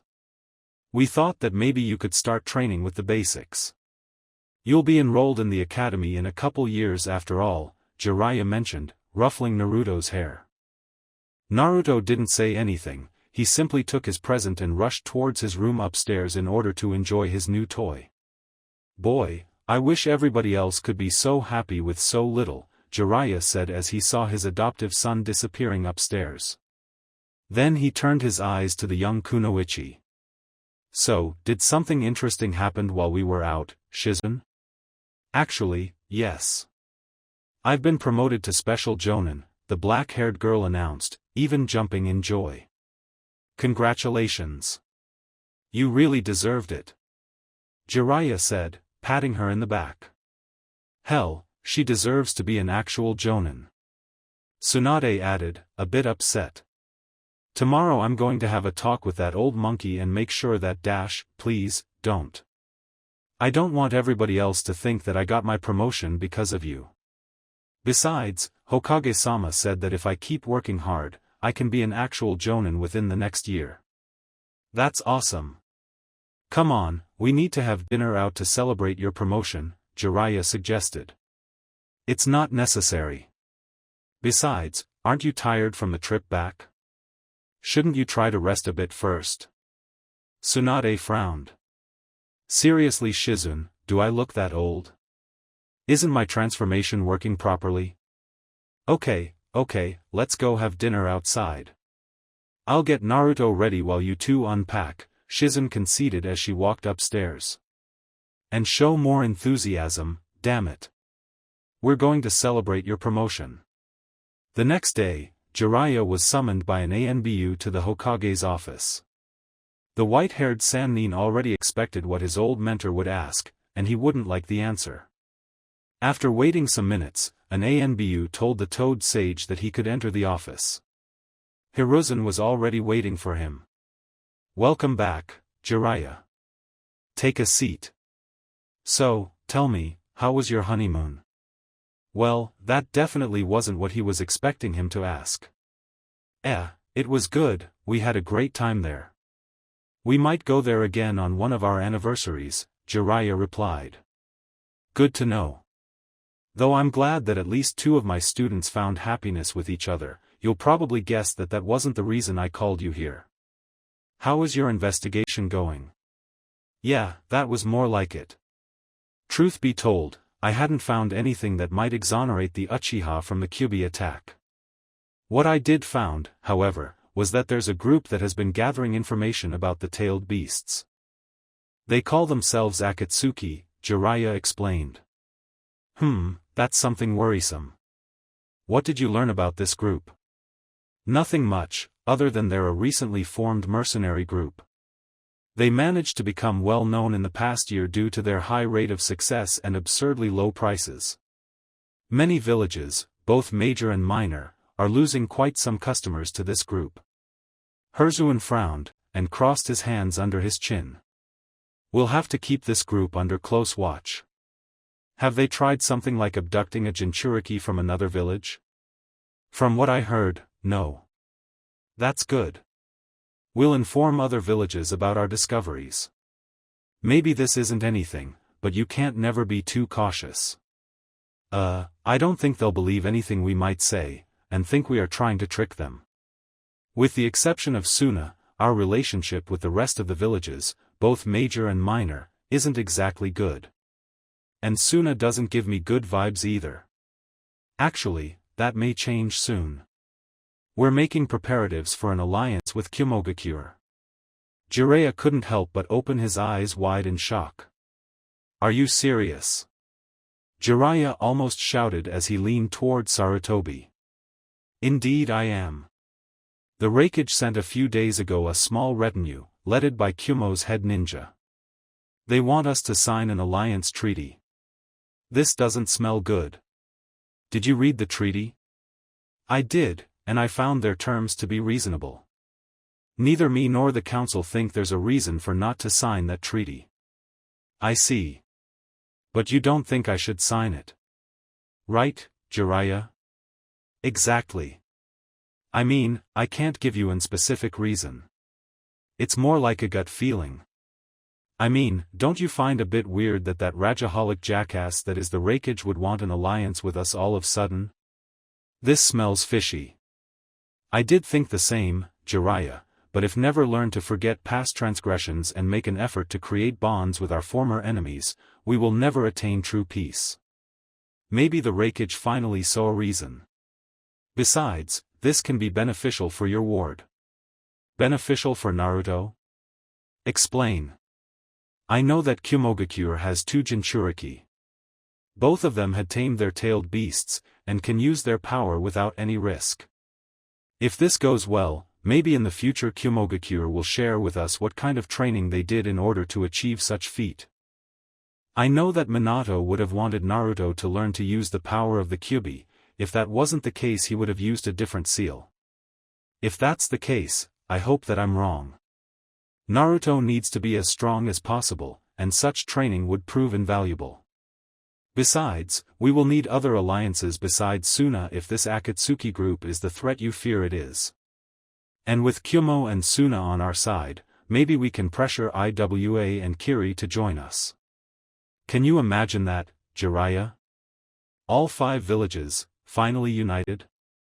Sarutobi looked visibly excited at the prospect, as if seeing the culmination of the work of a lifetime. It's a pretty good picture, sensei. But with Kiri's ninja being more unhinged than ever and how much Iwa hates us, it's unlikely. Unlikely doesn't mean impossible, my former student. Anybody would have said that you marrying Tsunade was also unlikely, yet look what happened. As long as there's a chance for something wonderful, we should fight for it with all our strength, you think? I guess you're right. Keep up with the Akatsuki. I have a feeling that the mysterious attacker who unleashed the Kyuubi was part of that group. With enough luck, we might gather enough evidence to exonerate the Uchiha. Speaking of which, how are the Uchiha doing? Sarutobi's expression soured. Sadly, not good. There seems to be an information leak, and the Uchiha learned that they're being held suspect for the Kyuubi attack, and my ANBU are hearing murmurs and rumors about the Uchihas being potential traitors among the population. As you can imagine, Fugaku-san was far from amused. This is not good. The Uchiha will grow restless, and that will only make them to look more suspicious on Danzo's eyes. That's why your investigation is so important, Jiraiya. I decided to be lenient and let you enjoy some time alone with Tsunade, but now it's time to get back to work. We need information on the attack, and we need it as soon as possible, Sarutobi sternly said. The Akatsuki lead seems to be the best one. I'll continue with that. Good. You're dismissed. Now, I have a treaty to sign. Unfortunately for the third, his hopes for peace would be cruelly crushed. The very same night the treaty was signed, a masked ninja attempted to kidnap Hayashi Hyuga's 3-year-old daughter, Hinata. Hayashi killed the man before he could even get out of the Hyuga compound. The kidnapper turned out to be Kumogakure's head ninja. Now it was obvious that the whole treaty was just a ruse to infiltrate a Kumo ninja on Konoha who could abduct in Hyuga. The Raikage's answer came quickly in the form of a rather scathing letter demanding for the killer, Hayashi Hyuga, to be extradited to Kumo to be judged for attacking a diplomat, while at the same time vehemently denying any kidnapping attempt on their part. Refusing the demands would result in war. There was an emergency meeting at the Hyuga compound. Besides the highest-ranking members within the clan hierarchy, such as Hayashi Hyuga, head of the main family, his brother Hizashi, head of the branch family, and their father, a clan elder and former head of the main family, there were also the Hokage, Jiraiya, Koharu, Hamura and Danzo. Our main priority is avoiding a war with Kumo. We haven't recovered yet from the Kyuubi attack, we can't afford going to war so soon, especially not after a village that strong, the Hokage declared. We all read that letter.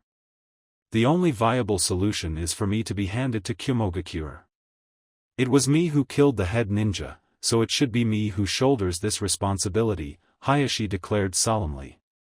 Hayashi, don't. We can't let the Byakugan to fall into those bastards' hands, the Hyuga elder said.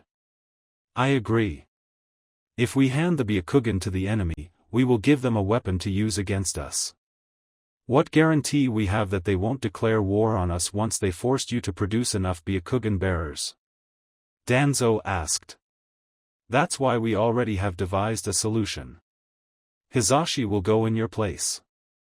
We shall execute him in front of the raikage, and hand the corpse to him. That way, Kumo won't get the Byakugan and will avert the war, the elder said. Upon seeing Hayashi's reaction, he added, Hizashi already agreed with the plan. Are you really thinking in surrender to their demands? So one of them commits a crime against one of our clans on our own village, and we are the ones who have to compensate them? What kind of message would be sending to the rest of the villages, that we let everybody to trample over us with impunity? Koharu angrily shouted. I agree with Counselor Yuditane. Konoha must never kneel before potential enemies, Danzo added. I can't believe what I'm going to say, but I agree with Danzo, Jiraya added. Danzo shot him a neutral look. This may set a dangerous precedent.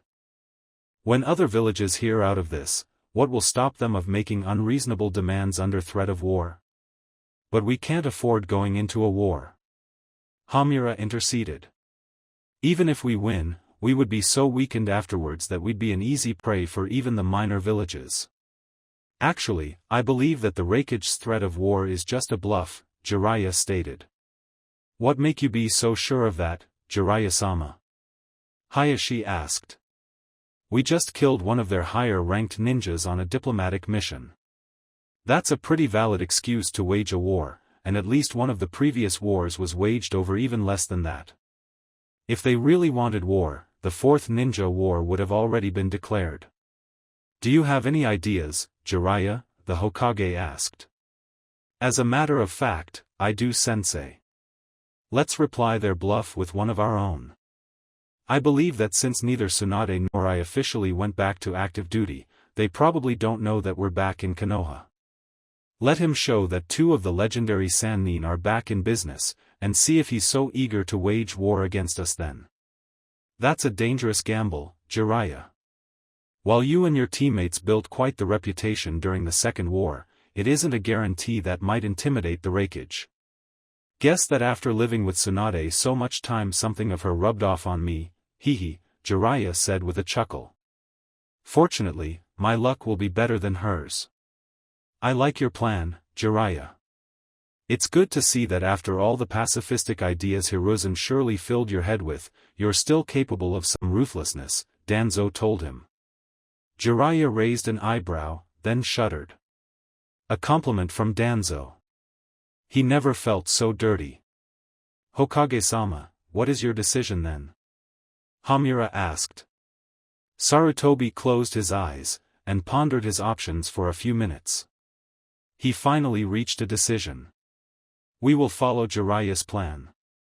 I'll send a letter to the Raikage asking him to meet me on neutral ground. Once there, we'll attempt our bluff. The next week, the Hokage and a group composed of Jiraiya, Tsunade, Hayashi Hyuga, Shikaku Nara, Kakashi Hatake and Shibi Aburame were heading towards the land of hot springs, which would serve as the neutral ground where the meeting would take place. Several Chunin were carrying the corpse of the head ninja on a stretcher, as well as the other two Kumo ninja that came with him. Ugh, they didn't have women my size in mind when they made these goddamned flak jackets. Tsunade grumbled, trying to close her jacket over her massive rack, before finally giving up. If it was a man who did, I can guarantee he did. All men have women your size in mind at some point in their lives, Jiraiya said with a perverted grin. Tsunade shot him a cold glare. Don't give me that look, I'm just stating facts. Both of them were wearing a green flak jacket over a blue long-sleeved shirt, blue pants, and a Konoha forehead protector. I can't believe I let you make me agree to do this. We had left this shit behind, Tsunade protested. Relax, Haim, Jiraya whispered as he placed a hand on her shoulder. We aren't going to fight, just to instill some fear into their bones. This will be over before you realize it. He decided not to tell her that Sarutobi was wearing his battle armor under the Hokage robes. Sarutobi also hoped that the meeting wouldn't end in a fight, but you could never be too cautious, especially with somebody so rage-prone as A. That better be right, Tsunade replied in a threatening tone. Hayashi's Byakugan located the Raikage and his entourage, who were already in the meeting point, a clearing between a forest and a river. Everybody instinctively checked on their weapons, even if they weren't mean to fight. After a few minutes more of walking, everybody else saw them. He brought more people than us, Tsunade noted upon glancing at the group of Kyumo ninjas. Focus not on quantity, but quality. Do you see the man with sunglasses and a scarf, and that blonde woman with a ponytail? Besides the Raikage, you should worry about those two the most. Let me guess, they're the Kyumo Jinchuriki? Correct. The Raikage brought the heavy hitters. I don't like it. Hey, so did we. Besides, this confirms my early theories. The Raikage wants to intimidate us as well. Now it all depends on who gives into fear first, Sensei or the Raikage. Upon noticing the Hokage's group approaching, the Kyumo ninja walked towards them. Both groups stopped at a safe distance from each other. So, you finally came, Hokage, and you brought the murderer with you. Good.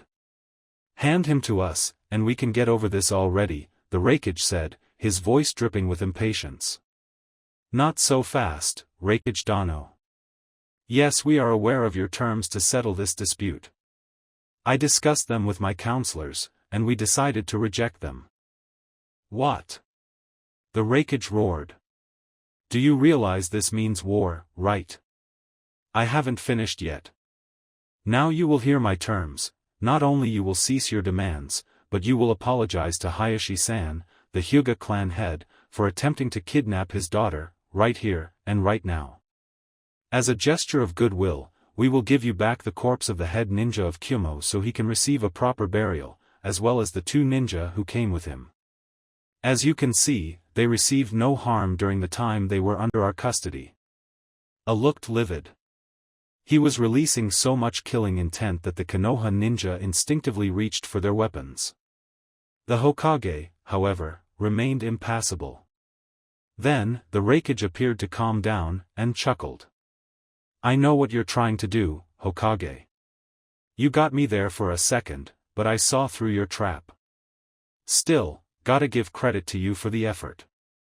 Excuse me? Sarutobi titled his head, genuinely puzzled. Tell those two subordinates of yours to dispel the transformation.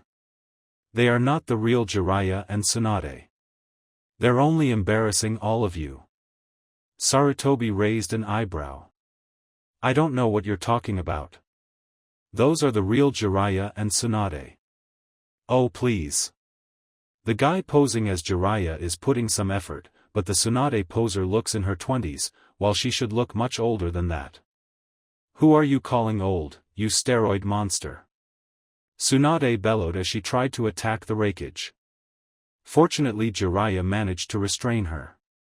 Calm down, Haim. Ignore him, he's not worth your time, Jiraya whispered to Tsunade's ear. Well, if you believe I'm bluffing, why don't you check their identities yourself? Hiruzen asked. I see your bluff, Hokage, and I'll take it. Darui, come here. A shouted. A dark-skinned man with shaggy blonde hair that covered his left eye, looking no older than 18, who was carrying a rather large sword on his back, stepped forward. Yes, boss? Check if those two are the real Jiraya and Tsunade, or if they're two other people posing as them as I suspect. Alright, the young man calmly said, and walked towards Jiraya. He placed his hand on the white-haired man's shoulder, and sent a pulse of chakra through his body. Said pulse should have dispelled any transformation, as well as any genjutsu in case Jiraya was under one. Yet the Toad Sage remained the same. Darui looked at the Raikage uncomfortably. Sorry boss, but this man isn't under any transformation jutsu. The Raikage was trembling with fury. Now the woman. Darui moved towards Tsunade, and hesitated a bit before placing his hand on her shoulder. Besides shooting him a murderous glare, the blonde Sannin was projecting an immeasurable amount of killing intent, as if saying, "Go ahead, put a hand of me, I dare you." Still, Darui was a dutiful ninja, and didn't let Tsunade's anger to get in the way of following his boss' orders. He repeated the process, and Tsunade started to change into a visibly older woman. "Ha! I knew it!" The Raikage yelled in triumph. But said triumph proved to be short-lived when Tsunade didn't change any further. She was still Tsunade, only with a few wrinkles. "Well, are you happy now?" Tsunade barked at Darui, who jumped back, startled. Boss, this woman seems to be Tsunade as well," Darui said. Then he turned towards Tsunade again. "Sorry for dispelling your beauty transformation, Tsunade-san." Tsunade just growled in return as she quickly reapplied the transformation. Darui quickly returned at his boss' side before the Sannin could lash out at him. "Since when did those two rejoin Konoha?" the Raikage shouted. His anger was an all-time high. 3 years ago, shortly after the Kyubi attack. The village needed help, and they heeded our call. In fact, they even married not long ago, and have an adoptive son, Hiruzen calmly replied. "I even have pictures of him here. Wanna see them? He looks so cute when he tries to ride our pet pig," Jiraya mentioned. "Jiraya, please." "Naruto always looks cute," Tsunade corrected. "Anyway, now that the identities of my students is no longer an issue, can we go back to the matter at hand?" Hiruzen asked, not bothering to hide a smile. Gritting his teeth, the Raikage pondered his options. His ploy to get the Byakugan was falling apart, and he couldn't see any way to save it. His intimidation tactics weren't working, and it appeared that the Hokage had realized that the threats of war were just that, threats. Now, if Kyumo went to a war against Konoha, the Raikage was sure that they could win. But it would be a very costly win, now that 2 of the Sannin were back among Konoha's ranks. And he didn't want to start a war in the first place. As much as it pained him, there was no other way out other than quit now. "Alright Hokage, I agree with your terms," the Raikage said, almost spitting those words. Hiruzen's smile widened. "I'm glad you could see reason, Raikage Dano. Hayashi-san, please step forward." The Hyuga clan head moved towards them. He had his chin up, and his face was sporting a smile of superiority. "Well, Raikage Dano?" "I'm waiting," the Hyuga said, in an almost mocking tone. "On my and the entirety of Kyumogakure's behalf, I'm sorry for the actions of my representative on your village. Please accept our apologies." Looked as if he was in pain. Darui wondered why his boss, and everybody else for that matter, had such a hard time apologizing. After all, was really saying 2 short words that hard? "Apologies accepted, Raikage Dano. I hope this incident never happens again. Well, now that everything's settled, we should head back to our respective villages, and try to forget that this unfortunate incident ever happened," Sarutobi said. "Wait a minute," Jiraiya said as he moved towards the Kyumo ninja. "It would be a shame if you guys went home empty-handed after getting here, so you can have this." Jiraiya handed the Raikage a book. Ika violence?" the Raikage asked, puzzled as he glanced inside the book. All other Konoha ninja sweat dropped. "That's right.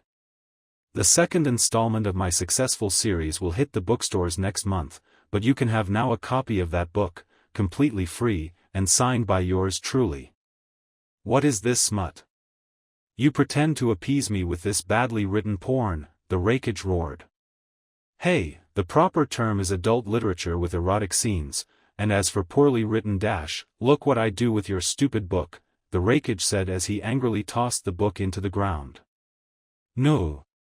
Time suddenly slowed for Jiraiya as his beloved book fell to the ground with enough force to shatter upon impact. But then a miracle happened, and a pair of dark-skinned hands caught the book before it could touch the ground. Yes. Saved. B. What the hell are you doing? The one who saved Jiraya's book was the ninja with the sunglasses and the scarf, one of the Jinchuriki. Come on bro, don't be such a fool, this book you just threw is pretty cool. Now it was the Kumo ninja's turn to sweat drop. The Raikage, however, wasn't in the mood to get in an argument with his brother. Well, if you like it so much, you can have it then. The Raikage said, then he turned towards the rest of his ninja. Everybody else, gather your stuff, we're going back to the village. Jiraya then walked towards the Raikage's brother. Nice to see that there are fans of my books outside the land of fire, Jiraya said as he stretched his hand. Name's Jiraya, though you probably heard it already. Killer Bee is the name, and being awesome is my game. Killer Bee replied. Your book is sublime, but it misses some cool rhymes. That's nice, I'll keep it in mind for the next book. By the way, I wonder if I could ask you a favor, Jiraya said. Killer Bee nodded. This was a risky move since it meant sharing sensitive information with a foreign village, but the chance was just too good to pass. Konoha has a Jinchuriki too. Do you think that once he's old enough you could train him in order to control his tailed beast? I'd love to, pal, but I don't know if shall, because you see, my bro has to agree. I see well anyway, I had to try. Enjoy the book then. Killer Bee couldn't be happier. Not only he had gotten an exclusive Ika book for free, weeks before it would be for sale, but that blonde Sannin didn't notice that he had been staring at her boobs during the whole ordeal. Thank Kami for whoever invented the sunglasses. A few days later, the Hokage's group returned to Konoha, relieved that they had averted a war and they didn't have to surrender one of their bloodline limits to an enemy village. And despite his face remained as stoic as usual, Hayashi Hyuga was the one who felt the most relieved. His brother was already waiting for him at the compound entrance. Welcome back, brother. I believe the trip was successful? Hisashi ventured to ask. Indeed it was. Thanks to Jiraya's plans and Hokage-sama's resolve, I believe we averted a potential disaster, Hayashi replied. I'm glad to hear that. Come on, I'm sure Hikari-sama and Hinata-sama are dying to see you again. They walked through the front courtyard, when some young main house boys and girls were practicing the gentle fist, under the watch of a clan elder. Hisashi, during the whole time I've been out there has been something in my mind that I couldn't shake off. Were you really willing to die in my place? You were willing to die too in order to prevent a war, Hisashi replied. But it was me who killed that Kumo ninja. And it was me who Kumo wanted. Besides, you didn't answer my question, the older twin said. Yes. Yes I was. But why? I thought you hated the main house. And I do, make no mistake. But that doesn't mean I hate you. You're my brother and I love you, main house or not. And I'd be willing to die for you, just like how you'd die for Hikari or Hinata. Isn't that enough? I'd die for you too, you know, branch house or not. I prefer if you wouldn't. I don't want to have your death on my conscience, Hisashi replied. Come on, let's stop talking about death, we averted a war, the Byakugan is safe and none of us had to die. Yeah, guess you're right. Did something interesting happen while I was out of the village? At the same time the Raikage and his ninja had also returned to the village, though their mood was considerably less cheerful, for obvious reasons. While he wasn't a man who indulged often in alcohol, now he could use some sake, at least to forget the past few days. He remembered he still had a few bottles of sake the Lightning Lord gave him as a gift for his appointment as Raikage. Opening the door of his office, he saw that there was a man already there. More precisely, the man who started all this mess to begin with. A young man with shaggy white hair, pale skin, and had his eyes closed for some reason. Though maybe man was stretching it, since he couldn't be older than 16. Back already, Raikage Dano, the young man's lips formed a half smile. And I guess that your contingency plan failed. The Raikage slammed the door closed, and walked towards the intruder, trembling with fury. What are you doing here? I wanted to check the progress of the mission, that's all. But even if you didn't say anything, I can guess that it ended in failure. So, you failed to capture the Byakugan princess, and failed to procure me a pair of pure Byakugan. Disappointing. The Raikage's face contorted in fury, and grabbed the man by his robe's collar. Watch your mouth, brat. Or you will find that my rage is all but disappointing. Is this how Kumo treats their clients? The man replied, not losing his cool. This is the way Kumo treats those who pissed the Raikage. And look at me in the eyes when I talk to you. I'm afraid I can't do that, due to some impairments, the man said, opening his eyes, revealing 2 empty eye sockets. Even the Raikage was startled by such an horrible visage, and released the white-haired man on instinct. Even if you failed the mission in every possible way, you can keep the payment if you wish. Let's hope I can find somebody who can actually help me in my endeavors. And with that, the man suddenly vanished, as if he was never there to begin with. Now I really need a drink. Later that night, Tsunade and Jiraya were in their bed, on each other's arms, trying to sleep. The slug princess then started to giggle, which evolved into a laughing fit. May I know what do you find so funny all of a sudden, Haim? Jiraya asked. It's just I can't believe you tried to promote your book back then. Tsunade said between laughs. I mean, we were trying to stop a war, and you tried to sell them porn. It was so surreal. It's not porn, it's adult literature with erotic scenes. How many times I have to repeat that? Jiraya complained. Besides, that Jinchuriki was a fan of my book, and I almost convinced him to train Naruto. Tsunade suddenly turned at Jiraya, and looked at him with her eyes wide open. Really? Because if Naruto learned how to use the Kyuubi's chakra then unfortunately, he has his hands tied. He needs the Raikage's permission first, and I doubt that such thing will happen anytime soon. Though I do plan to train Naruto to use the Kyuubi's chakra myself. Really? Do you know how to do such thing? Yes, I've collected some scrolls about tailed beasts and Jinchuriki, and have some hints that might be useful. I hope you can teach him. Naruto's going to need all the help we can bring him. Naruto will grow up into a strong ninja, just like his parents. You'll see that when he grows up. They both kissed, and within minutes they fell asleep. Thanks for watching. If you enjoyed this video, smash that like button and subscribe for more content. Support the original author by clicking their profile link in the pinned comment of the first video of this series. They deserve the love. Want early access and exclusive content?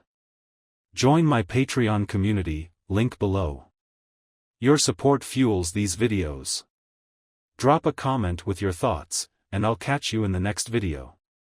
Stay entertained. Stay safe.